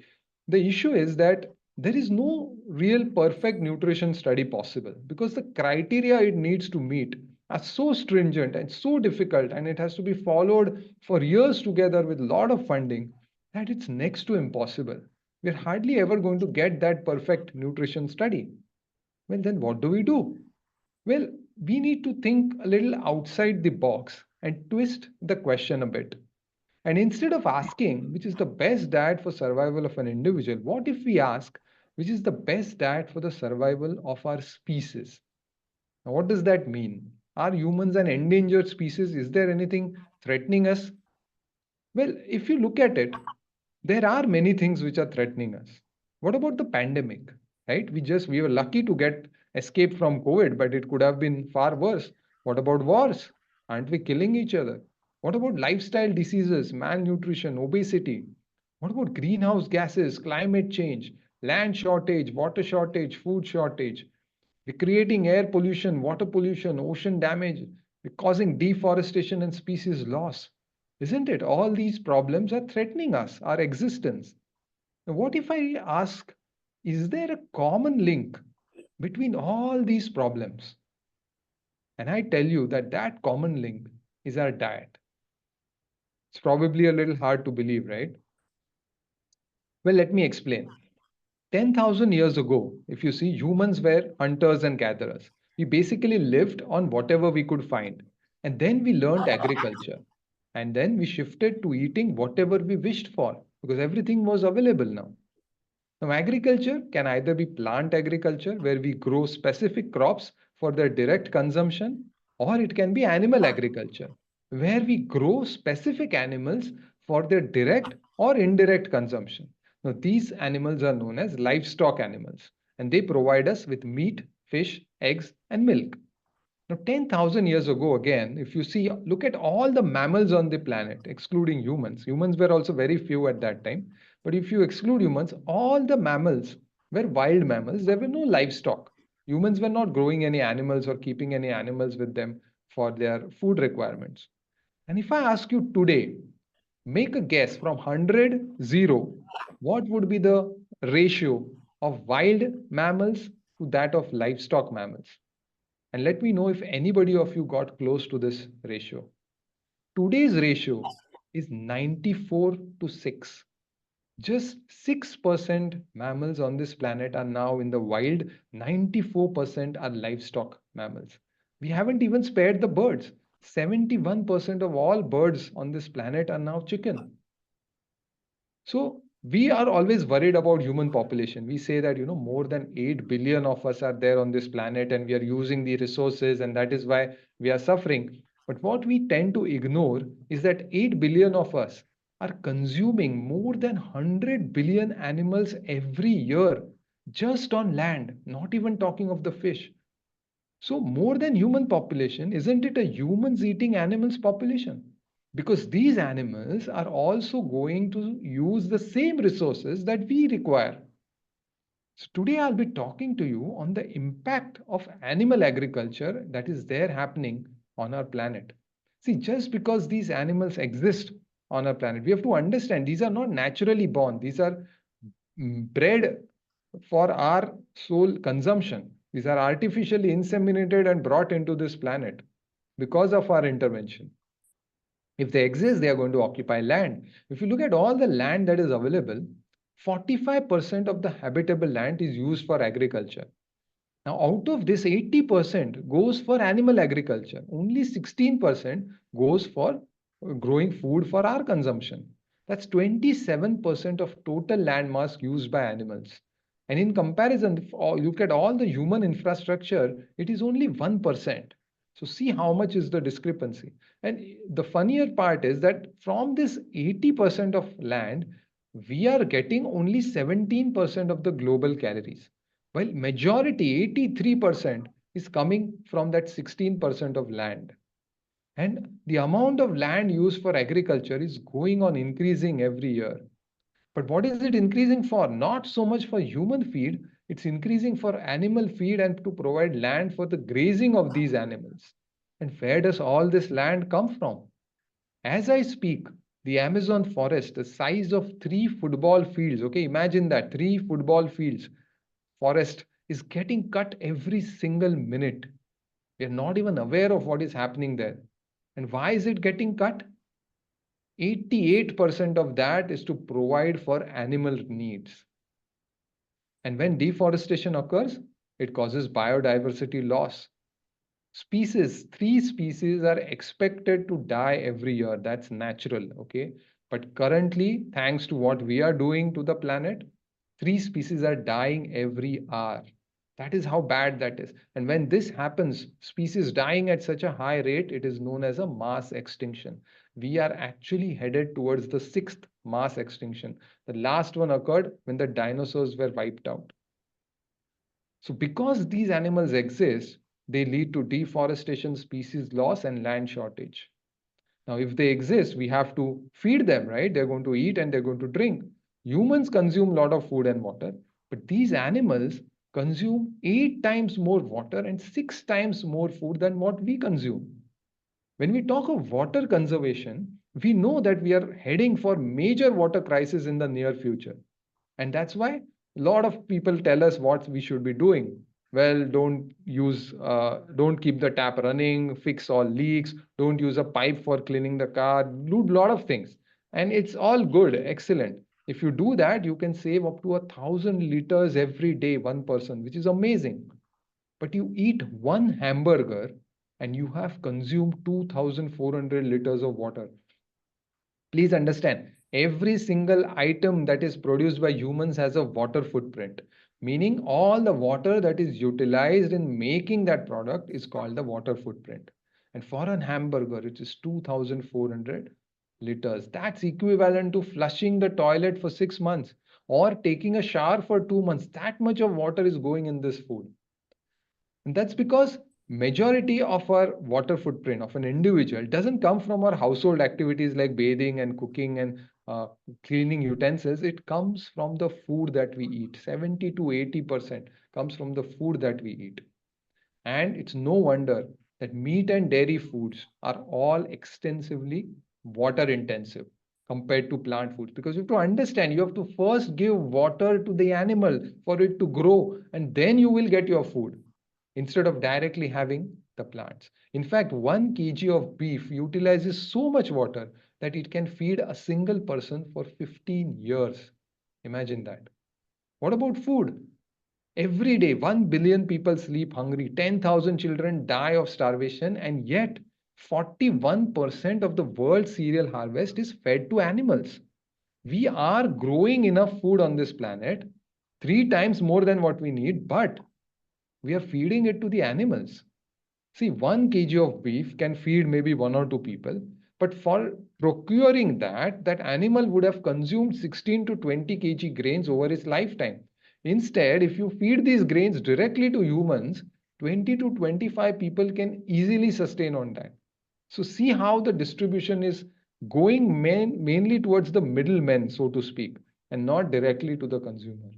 And this is true for whether you take milk, eggs, chicken, pork, mutton, beef, whatever you talk of. See the amount of energy that is getting wasted in passing it through the animals instead of we directly consuming it. So because they eat and drink, they lead to water shortage and food shortage. Now, if they eat and drink, they're obviously going to pee and they're going to poo. When they do that, they create a lot of waste, 130 times more waste than what humans produce, with no waste treatment facilities. So what happens to this waste? It causes air and water pollution, leading to major health hazards to those who stay near the factory farms. 40,000 kgs of excreta are produced every second on this planet by these animals. You know how much that is? That is enough to cover entire Jamshedpur in just 20 hours of time. Okay, but why don't we see all this? Because all of this is silently dumped into the oceans. Okay, creating dead zones in these oceans, low oxygen areas which no longer support marine life. And these dead zones are just simply spreading all across the coastal areas. But why is the ocean so important? You have to understand that the oxygen that we breathe, okay, a lot of it comes from the rainforest and the trees on land, but 70% of the oxygen comes from phytoplanktons which are there in the oceans. Okay, so if we kill the phytoplanktons, the amount of oxygen we get will reduce and they absorb carbon dioxide. So the absorption of carbon dioxide will also reduce, and that will cause more and more climate pollution. See, we also pollute the oceans. You know what this is? This is the Great Pacific Garbage Patch. Now, there are 5 such patches of garbage just floating in the Pacific Ocean. You know the size of this single patch? It is more than half the size of India. Imagine that, so much of plastic just floating in the oceans. Okay, and we are told, okay, don't use plastic bags, no plastic straws, no plastic cups. Excellent, we can save and prevent more plastic wastage. But what we are not told is that 80% of the plastic on that patch is fishing gear. These huge fishing nets are just thrown away when they are broken, and it's one of the most deadly forms of plastic because it impacts seabirds, marine mammals, and sea turtles. 3 trillion fish are killed every year. See, these are huge numbers, okay? Billion, trillion. After a while, we forget, we cannot even contemplate how big these numbers are. So if you just imagine how much time you would take to count from 1 to 3 trillion, okay? Just make a random guess in your mind, keep that number in your mind, okay? Whatever it is, and tell me if anybody comes close to this actual answer. It will take you 100,000 years to count from 1 to 3 trillion. If you take that many steps, it will take you 50,000 times around the earth. You can make 3,000 trips to the moon and back. You can make 8 trips to the sun and back.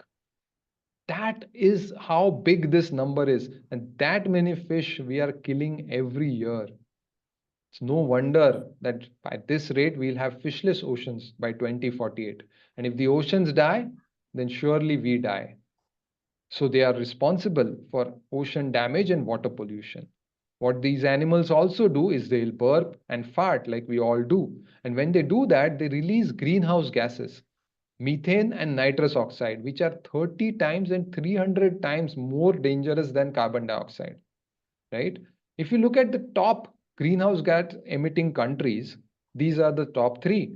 If you imagine a country which has just these livestock animals, the animals that we are producing on this planet, a country with only animals, nothing else, they're just staying there and burping and farting, the amount of greenhouse gas they will emit, that country will be ranked number 2 in the world.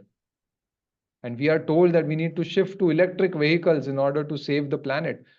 But if you put all modes of transportation on one side, the cars, the trucks, the trains, the ships, the aeroplanes, and look at the amount of greenhouse gases they are emitting, it is still less than what these animals are emitting.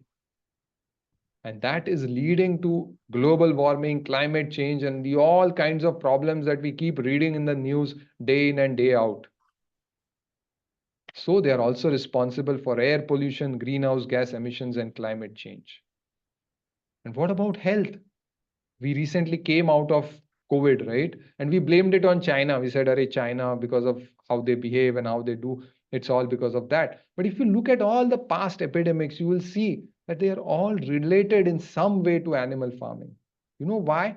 Because we crowd millions of animals together, we raise them in absolute filthy conditions, and we pump them with antibiotics. See, we are told as doctors, we are taught that we should judiciously use antibiotics, not use them randomly because it will lead to antibiotic resistance, isn't it? But what we don't know is that 80% of all antibiotics are used in animals as prophylaxis to prevent them from getting diseases with no accountability. Nobody is going to go in. They're not doctors who are giving these antibiotics. No wonder they are developing super bugs in these animals. And you keep reading about this swine bug, and then you have mad cow disease and things like that. These are all zoonotic diseases because these superbugs, when they come into humans, they're responsible for millions of deaths every year. In fact, 75% of emerging infectious diseases originate in animals now. And we are literally waiting for the next pandemic to strike us. If we don't curtail this animal production, then that is definitely going to happen sooner. India is also faced with the triple burden of malnutrition, obesity, and micronutrient deficiency, right?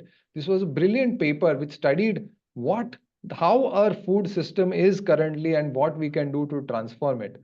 It said that if we continue to follow our current diet, then by 2050, millions will be underweight, there will be rapid increase in obesity, and global warming will be out of control. But they also said that if we do a diet change, then we can eradicate malnutrition. Please understand, eradicate malnutrition. We can reverse obesity rates and we can control global warming. And what was this diet change? Nothing major. Universal increase in whole grains, fruits, vegetables, and nuts, less consumption of ultra processed foods, and animal source foods consumption has to significantly reduce. You know what that means? Whole food, plant based diet. Because this is what they said. This is the current animal product intake, which is just going on rising. And this is how it should actually come. Look at the plant intake. It's not going anywhere. But this is how much more plants we should start eating if we really want to improve our health. And what would happen? The obesity which is going on at this tangent will automatically start coming down.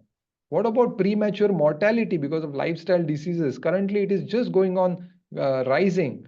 It will also start coming down. Right? But in reality, what is happening? The demand for meat and milk is likely to double. And when that happens, what that means, the 17% of calories would now convert it to 34% calories coming from meat and milk. What will happen? We'll require so much land for animal agriculture that all forests will be destroyed. 50% of all land that is on this planet will just have to be used for animal agriculture. And that will lead to countries fighting for land, leading to territory wars. So to all this list, we have to add pandemics and wars and lifestyle diseases, malnutrition and obesity. So do you now see the common link? It is nothing but meat, fish, eggs, and milk. Well, many of us feel that this is all a Western world problem. Indian, there is a lot of vegetarianism here, just 30% actually, not a majority, but still, it's more than the world average. So let us see if India is any better. See, India is number one dairy producer of the world. It alone has one third of the world's cattle. Okay, one third of the world's cattle is in India, and the milk production is just going on rising and rising and rising. And if you look at the global emission of greenhouse gases species wise, it's no wonder that cattle are the biggest culprits. They are the biggest animals, and they consume the most food and water, and they burp and fart the maximum, right? And if you compare dairy milk with any of the plant-based milk, you will see, say you compare with soy milk, a dairy milk releases 3 times more greenhouse gas emissions, causes 10 times more water pollution, uses 13 times more land, and requires 22 times more water. And India is contributing to all of this. So India is frankly no better than the rest of the world. And we may keep debating on which diet is better for an individual, but there is absolutely no debate on which diet is better for the planet, for our species, for our children, for our survival. We have to shift to a plant-based diet. The United Nations has clearly stated that diet change is the single biggest way to reduce our impact on the environment. It is far bigger than buying an electric car or cutting down our flights. I have been personally for 6 years on a plant-based diet, and if you do the maths, if I used to have non-veg regularly earlier, so by cutting out all that, by stopping meat, fish, eggs, and milk, I have saved enough water that can feed more than 10,000 people for a year. I have saved grains that can feed 200 people for a year. I have saved forests the size of 20 tennis courts. I have saved emissions equivalent to a car driven for 140,000 kilometers. That is the power of a single person. And that power resides in each one of you, each one of us. We don't have to depend on governments to make policies and change systems. No, we have a simple choice that we can make. Some of you may be concerned, is it safe? What about proteins, calciums, vitamin B12? Yes, the Academy of Nutrition and Dietetics has clearly stated that these diets are nutritionally adequate, they are appropriate for all stages of life, and of course, they are environmentally more sustainable. If you talk of diabetes, a whole food plant-based diet has been shown to reduce medications and lower HbA1c. Please understand, before we go for all medications, a lifestyle change has to occur in every diabetic patient. What about cardiovascular disease? Enough papers are there to show that it reduces heart-related mortality. When COVID-19 came, it was found that the odds of developing moderate to severe COVID were 73% lower in those who were already on a plant-based diet. See the amount of immunity it is providing naturally. What about obesity? There are randomized controlled trials which have shown that body weight, waist circumference, BMI, HbA1c, serum creatine all have been lowered just by changing the diet without even limiting calories or mandating any exercise. If you look at kidney disease, all plant foods, all whole plant foods are in by nature alkaline. When you start processing them, they slightly become acidic. But if you look at animal foods, they are all by nature itself acidic. What about cancer? Processed meat is considered class 1 carcinogen. It means it is as bad as smoking or having asbestos. On a smoking cigarette package, you will see all kinds of cancer images shown there. But nobody does that when you go to a fast food restaurant which is selling sausages and hot dogs. Even unprocessed red meat is class 2A carcinogen. So this is already a bad thing. And on the contrary, the best anti-cancer foods are greens, beans, onions, mushrooms, berries, seeds, which are all basically plant foods. If you talk of autoimmune diseases, there are enough evidences to show how animal protein is linked to multiple sclerosis, rheumatoid arthritis, inflammatory bowel disease, ulcerative colitis, even Crohn's disease. What about protein? People are always worried about protein and they feel that without animal protein, we can't survive.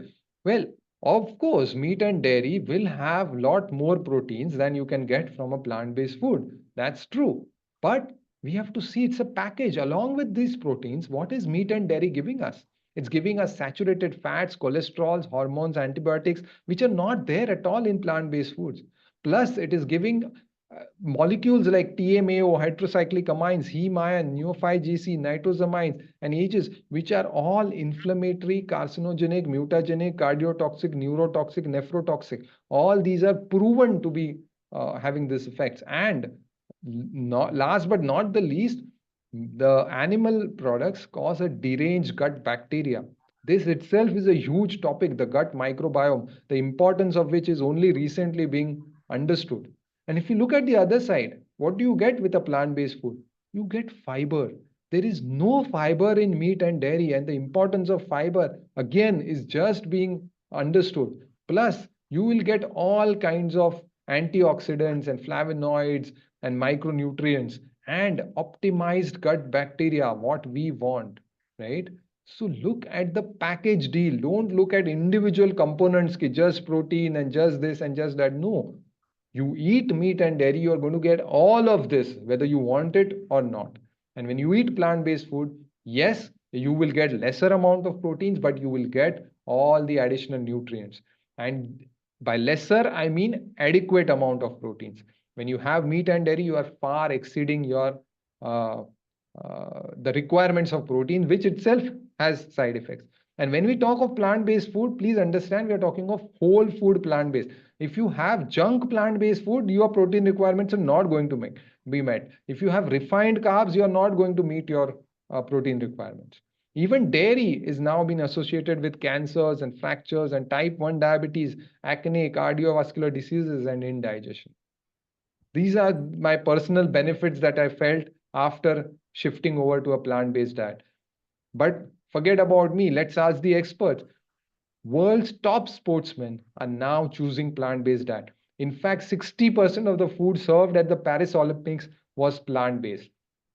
So many plant-based athletes have won gold medals and multiple silver and bronze medals. So there are even bodybuilders who follow plant-based diet. So if these guys can do it, why not us? What are our requirements compared to that? We see that animal agriculture industry is destructive, resource intensive, unsustainable. It's unnecessary. We don't need to survive on that. It's detrimental to our own health. So for me, at least, it's a no-brainer that whole food plant-based diet is the way to go. And yet, many are not willing to change. You know why? There's one organ that controls our brain. You know what that is? Our taste buds, isn't it? Because we no longer eat to live, we now live to eat. The question is, are we also willing to die to eat? Because we are literally eating our way to extinction. Okay. And it doesn't have to be that way.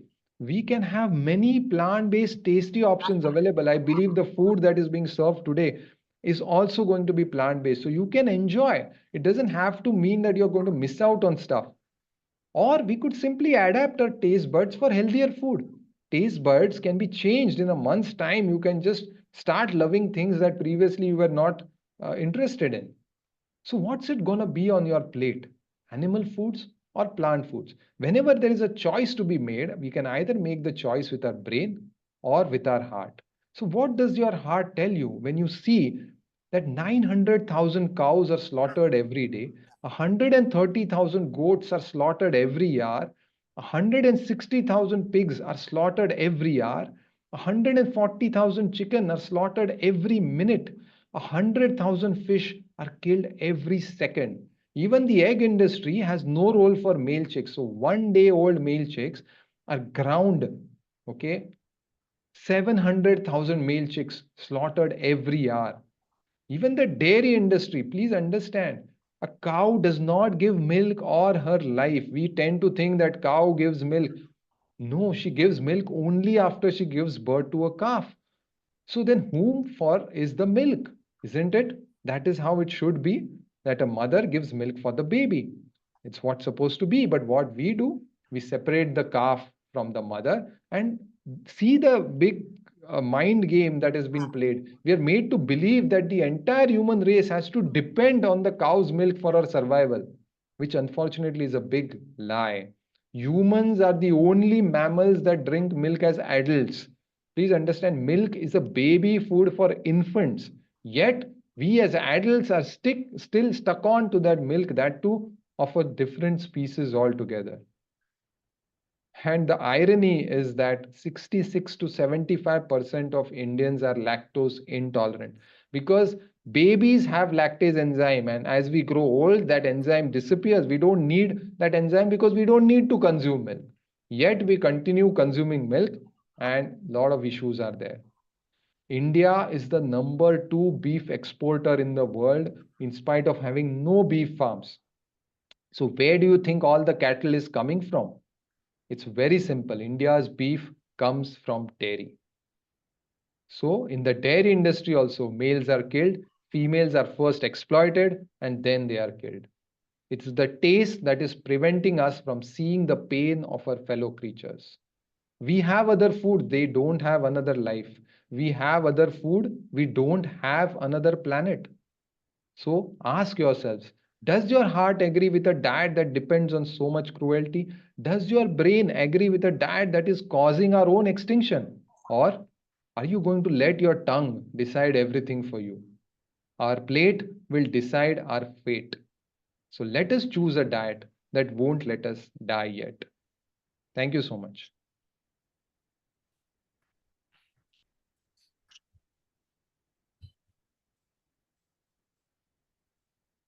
If there are any questions, I'd be happy to take. Yeah, I'm sure there must be many questions because I was sensing whispers here and there after each slide you were showing. So, ma'am, you were clicking so many pictures while I saw you. So you must be having some question in your mind. It was an excellent presentation, and I also eat plant-based food for I think for the last 2 years, like after COVID. And Wonderful. what I wanted to know was like in plant-based food, how do we avoid the pesticides? Yeah, so that's a very good question. Unfortunately, everything has become profit oriented. So even farmers and agriculture practices are all geared towards how to maximize the output, and that is why all these practices are being followed, which are actually unnecessary. There is organic farming also, which can give wonderful products. So one is of course to source and try and find out if there is any organic option available to you. Second is try and buy something local. If you know the farm from where it is coming, that will be wonderful. Thirdly, we have to understand that there is enough data which shows that even having pesticide laden plant products is still better than not consuming them. The other option would be if you don't consume vegetables and fruits, you are consuming animal products, which is far worse than consuming this pesticide laden food, because the amount of pesticide is still fortunately less, although it will go on increasing if we don't change the way food is manufactured. The other point is, what do the animals eat? The animals are also fed the same, in fact more less healthier plants with more pesticides and GMO stuff and all those things. So that gets concentrated in the animals, and if you consume the animal directly or the products, you are getting a concentrated source of these pesticides. So by Bio going closer to the nature, we are reducing the amount of toxins that are entering our body. so that is sort of biomagnification. Absolutely, absolutely. Same for fish also, right? Microplastics, it's such a big thing now. The larger fish you eat, because that fish has eaten smaller fish, which has eaten smaller fish, which has eaten all the plastic. We are getting now microplastics in our body. We have studies have shown it's there in our body. And what are we doing? We shouldn't be consuming all these things, right?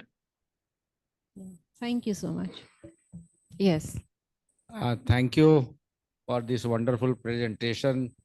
I My think pleasure. turn to vegetarian diet, and that gives excellent a source of macronutrients and micronutrients, both all together.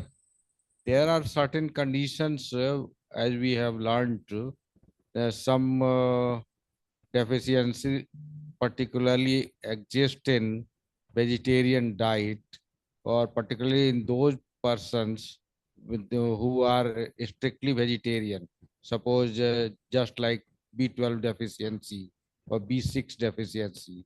How you cope up? What is your suggestion for that? Yes, sir, that is an excellent question.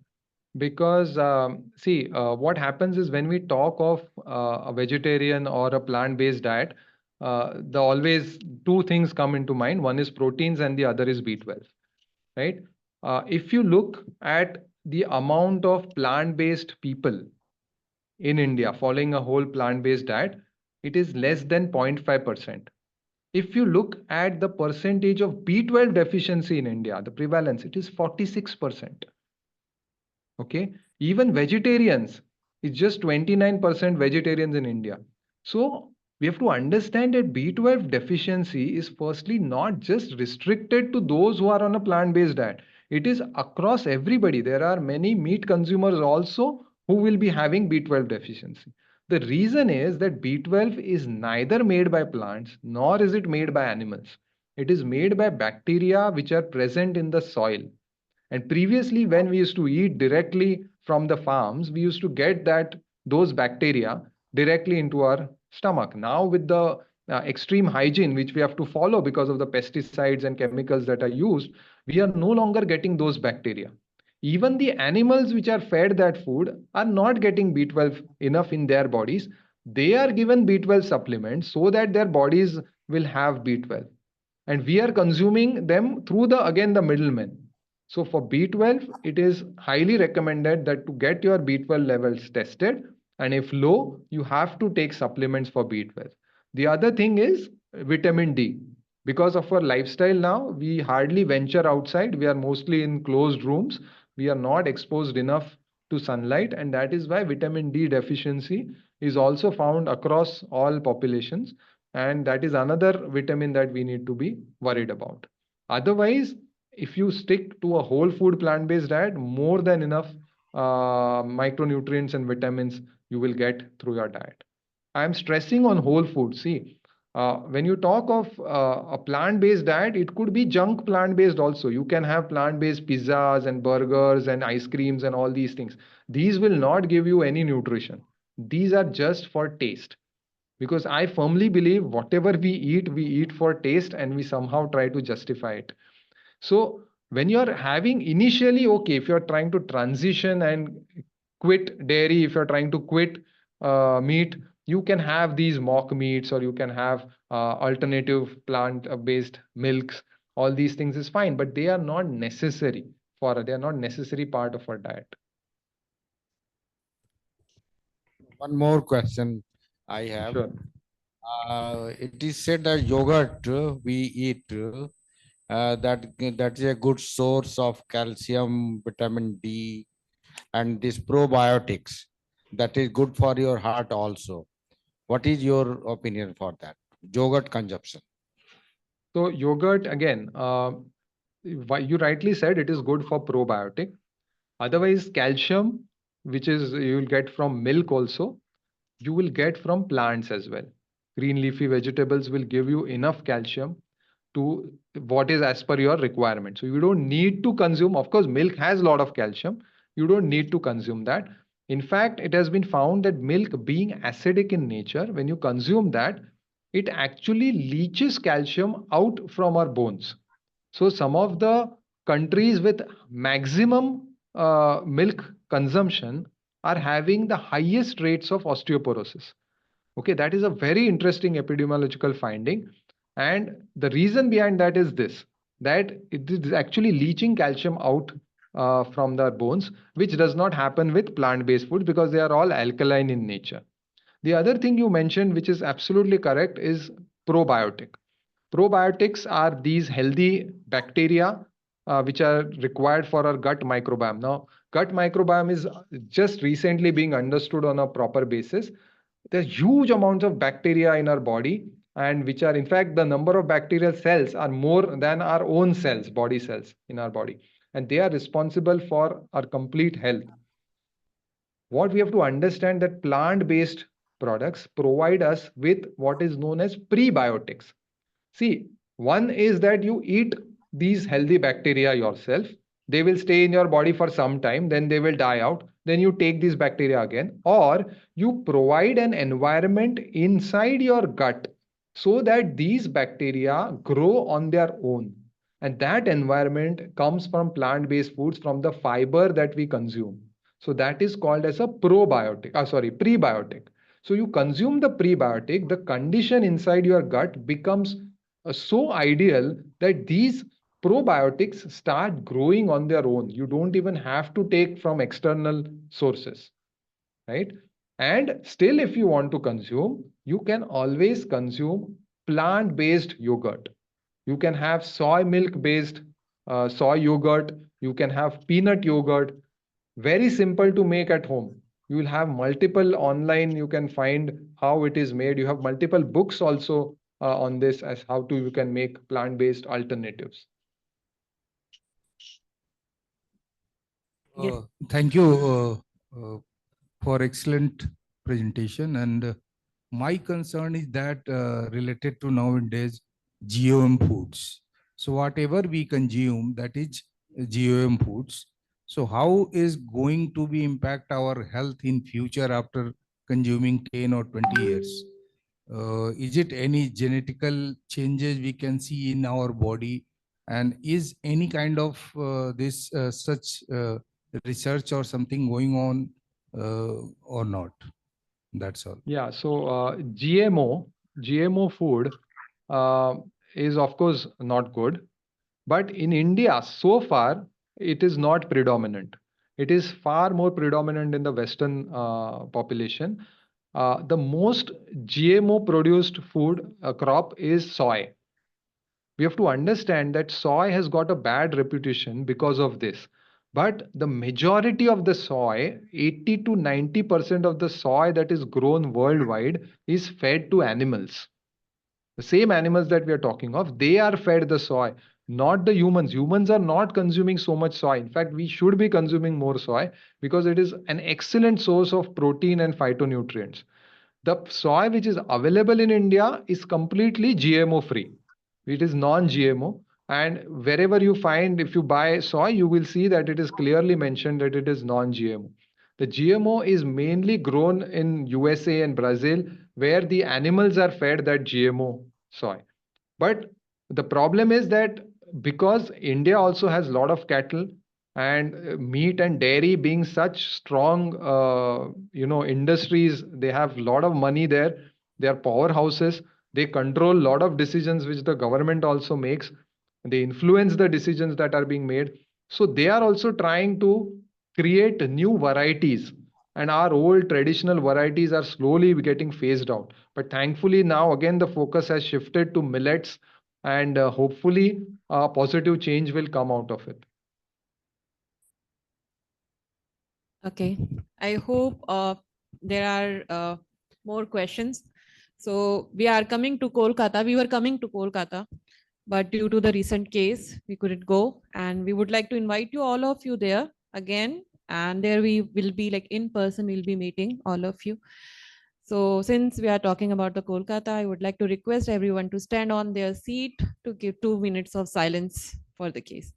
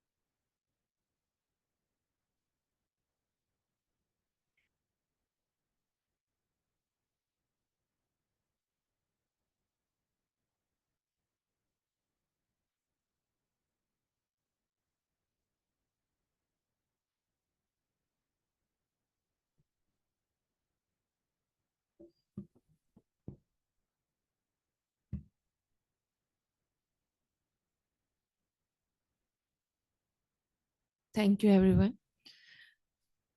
Now, I would like to invite Dr. Rajeena for vote of thanks. Yeah, I think, thank you, Shruti. Yeah, it's great to see because we started with around 7 people. It's nice to see almost close to 40, 45 people in the hall. That too on a day when Jamshedpur is heavily pouring.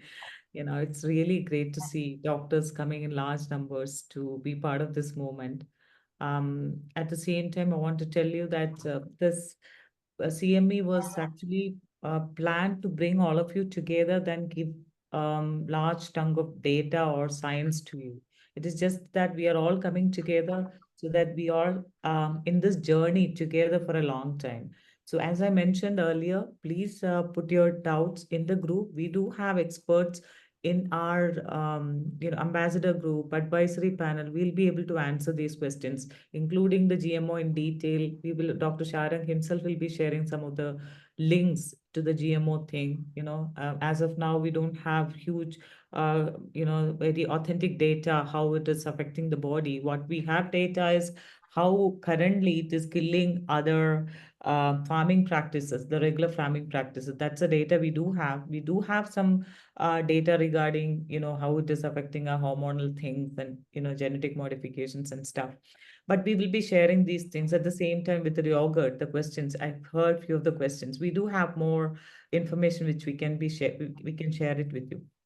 So please be in the group. I suggest also it's a because for us to come to Jamshedpur every time for these things on a regular basis is going to be difficult. So I suggest forming a team in Jamshedpur where we can have a few directors, who can spend at least 1 or 2 hours a week, on coordinating some activities so that we are able to bring in some level of structure to have these workshops on a regular basis.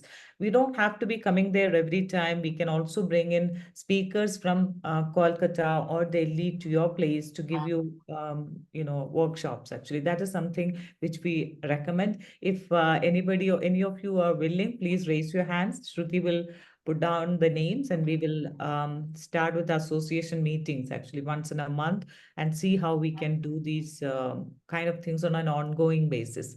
Kindly raise your hands, whoever is willing. You just 1 to 2 hours a week, so that we kind of plan few activities around this, have workshops around it. As I mentioned, we can have specific workshops. For example, you can start with obesity or longevity, lifespan. We can have obesity management, we can diabetes management, we can have PCOS management, hypertension. Each of these conditions can be taken up separately. And also, this is not just the science which you're going to talk. We will also be giving a lot of resources for you to practice in an easy basis, like a prescription model stuff. So that can be happening in next financial year. But let's see who is willing. Please raise your hands. Can you please take out this, Shruti, for a minute and then see anybody is raising their hands to become voluntarily raising their hands to become directors in the region? I think ma'am has raised her hand, I think. Yeah, there are some young minds back there. Yes, If you, yes, yeah, yes. you must be having some doubts, I'm sure. I can't see. Can you take this out for 2 minutes? Then we will stop it by What? Okay. the one which you have put up Yeah, there. yeah. Yes. Can you So see now? please, yeah, we need all age groups and all seniors, juniors, everybody to come together. Please understand. See, I always tell that, there are like billions of dollars going into research in nutrition. 22, there were like $44 billion very clearly has gone into nutrition. But none of the nutrition studies has come to us coming to doctors. US, definitely it is happening because the doctors have taken it up. Dr. Darius Mazafarin from Tufts University, Christopher Gardner from Stanford, all these guys have taken it up. But India, we are not coming forward. Since we are not coming forward, we are not getting the benefit of this research. Actually, we are not part of the research. We are actually like sidelines. Actually, we are the one we should be leading this. Who should be leading this? We should really come forward and make this as a movement, learn more, and then be part of these research studies so that we can lead this movement.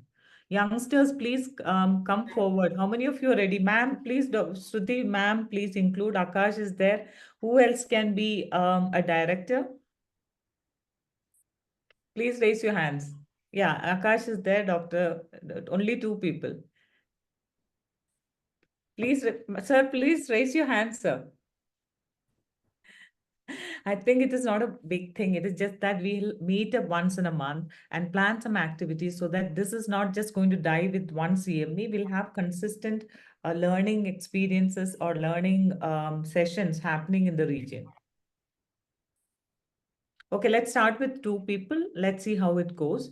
And then we can take it forward from there. And I'm sorry that we couldn't uh, come there in person because of multiple reasons. Initially, we decided that Dr. Sharang may be traveling, but he had multiple other events. Even one of our CME had to go to this thing. He was in Cochin last week. Yesterday, we had the Bangalore chapter. Then my mother-in-law got sick, so I also couldn't travel. So multiple things, but it doesn't matter actually. That shouldn't be a challenge. That shouldn't be a roadblock for our movement. We should really have these things happening on a regular basis. That can happen even online. Once in a while we can come there. As Shruti mentioned, we'll have the Kolkata event soon. So that time you can all fly down to Kolkata, or if we can arrange a vehicle, something we can do it actually. That can be a proper CME. But at the same time, it's not just one CME. It has to be an ongoing learning. That can happen with the online, so many facilities. We can have these online learning happening every now and then. Any other doubts you have? One or two doubts I can clear, and then we can stop this for today. So happy actually, even though I'm not able to come and meet you in person, I feel so happy to meet you all like this. Tell me, doc, ma'am. Yeah, please, please. The mic is there.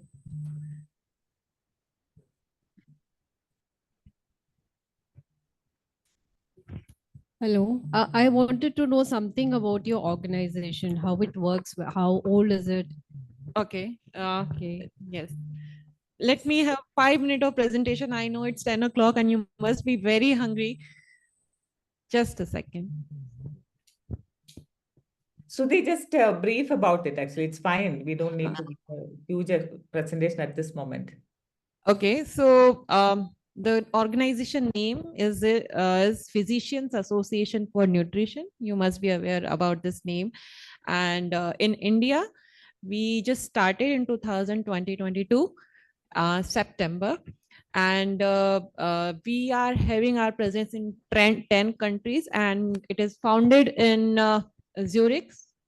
And our founder is Dr. Nicholas, and Dr. Ellen is director of this organization, and Dr. Rajeeena is medical director of India. So this is the complete introduction of our organization. I'll be sharing a few details over the group. Please join the group so that you can see all this. Yeah, this is PPT can be shared, I think. It's basically started in Germany, but right now, as she said, more than 10 countries we have operations, basically bringing physicians together, create physician leaders to lead this movement. That's the idea. And it's not just a central office or a pan INT, which is important. Each one of our roles are important to make this a reality, to integrate nutrition intervention into the clinical practice or the healthcare system. That's the idea. And some of the major names are Dr. Nicholas. He's the founder. He's a pediatrician from Germany. Dr. Alan is again a pediatrician, but in the executive boards of multiple of these NGOs in the US. And he is a Yale University graduate. And there is a entrepreneur called Miss Kirsten. She's very popular.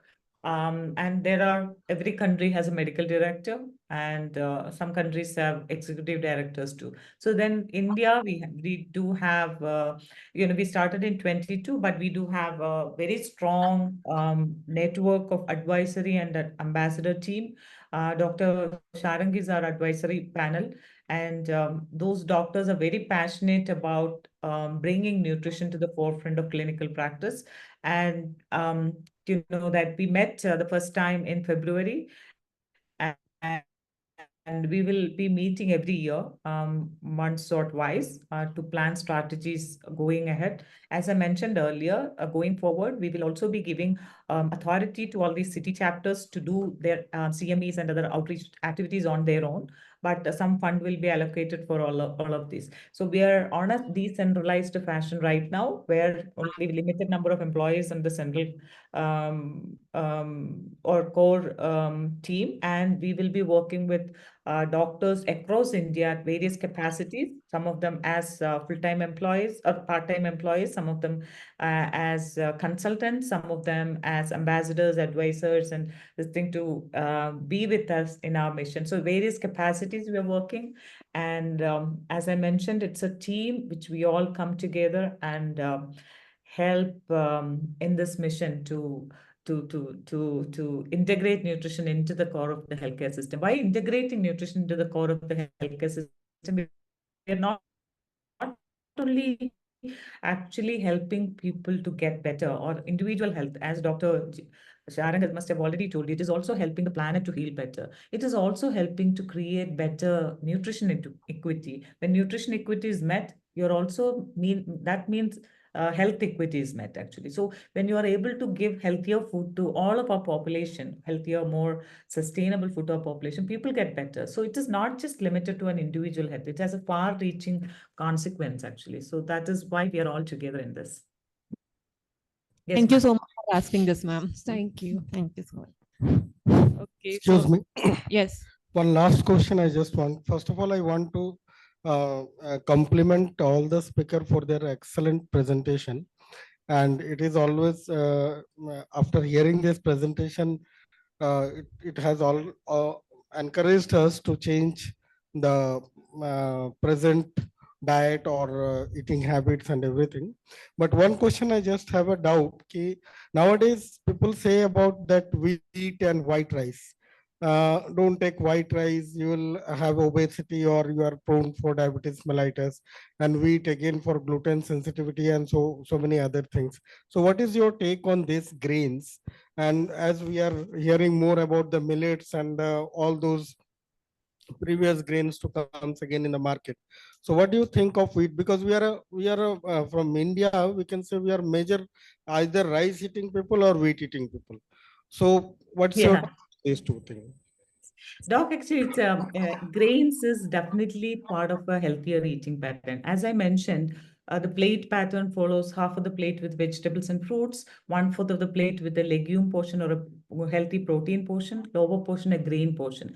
Grains, in the Indian context, the problem with the grain is actually 70-80% of the population, 70-80% of our energy is coming from grains. And rural population, it says that up to 80-90%. This is not just a anecdotal thing. This is something which is done by the Eat Lancet Commission has done a reference study, which was done in 2018 or 19. It says that 70% or more of our energy is coming from grains. And also we need to understand that the grains are like now it is like completely polished and refined, actually. So what happens is when you polish, first of all, you are already on a higher grain consumption. The higher grain consumption means you are actually eating large quantities of carbohydrate. Simple thing, 1 cup of rice has around 44 to 48 grams of carbohydrate, and it has only 4 grams of proteins. So you are stuffing your body with a large quantity of carbohydrate. Even if you are eating a little larger quantity of carbohydrate,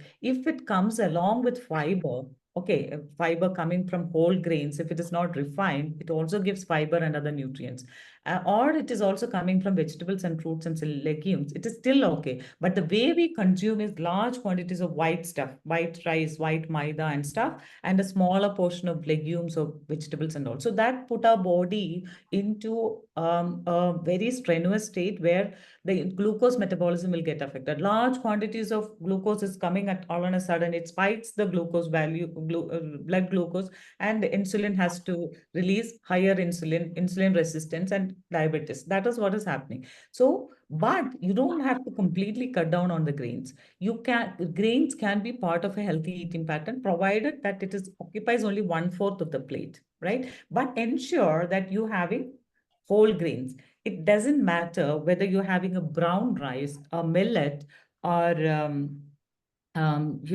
oats or any of those things as a grain portion, that are all giving the similar kind of nutrient profile, except that some of them will have a little extra nutrient in certain cases actually.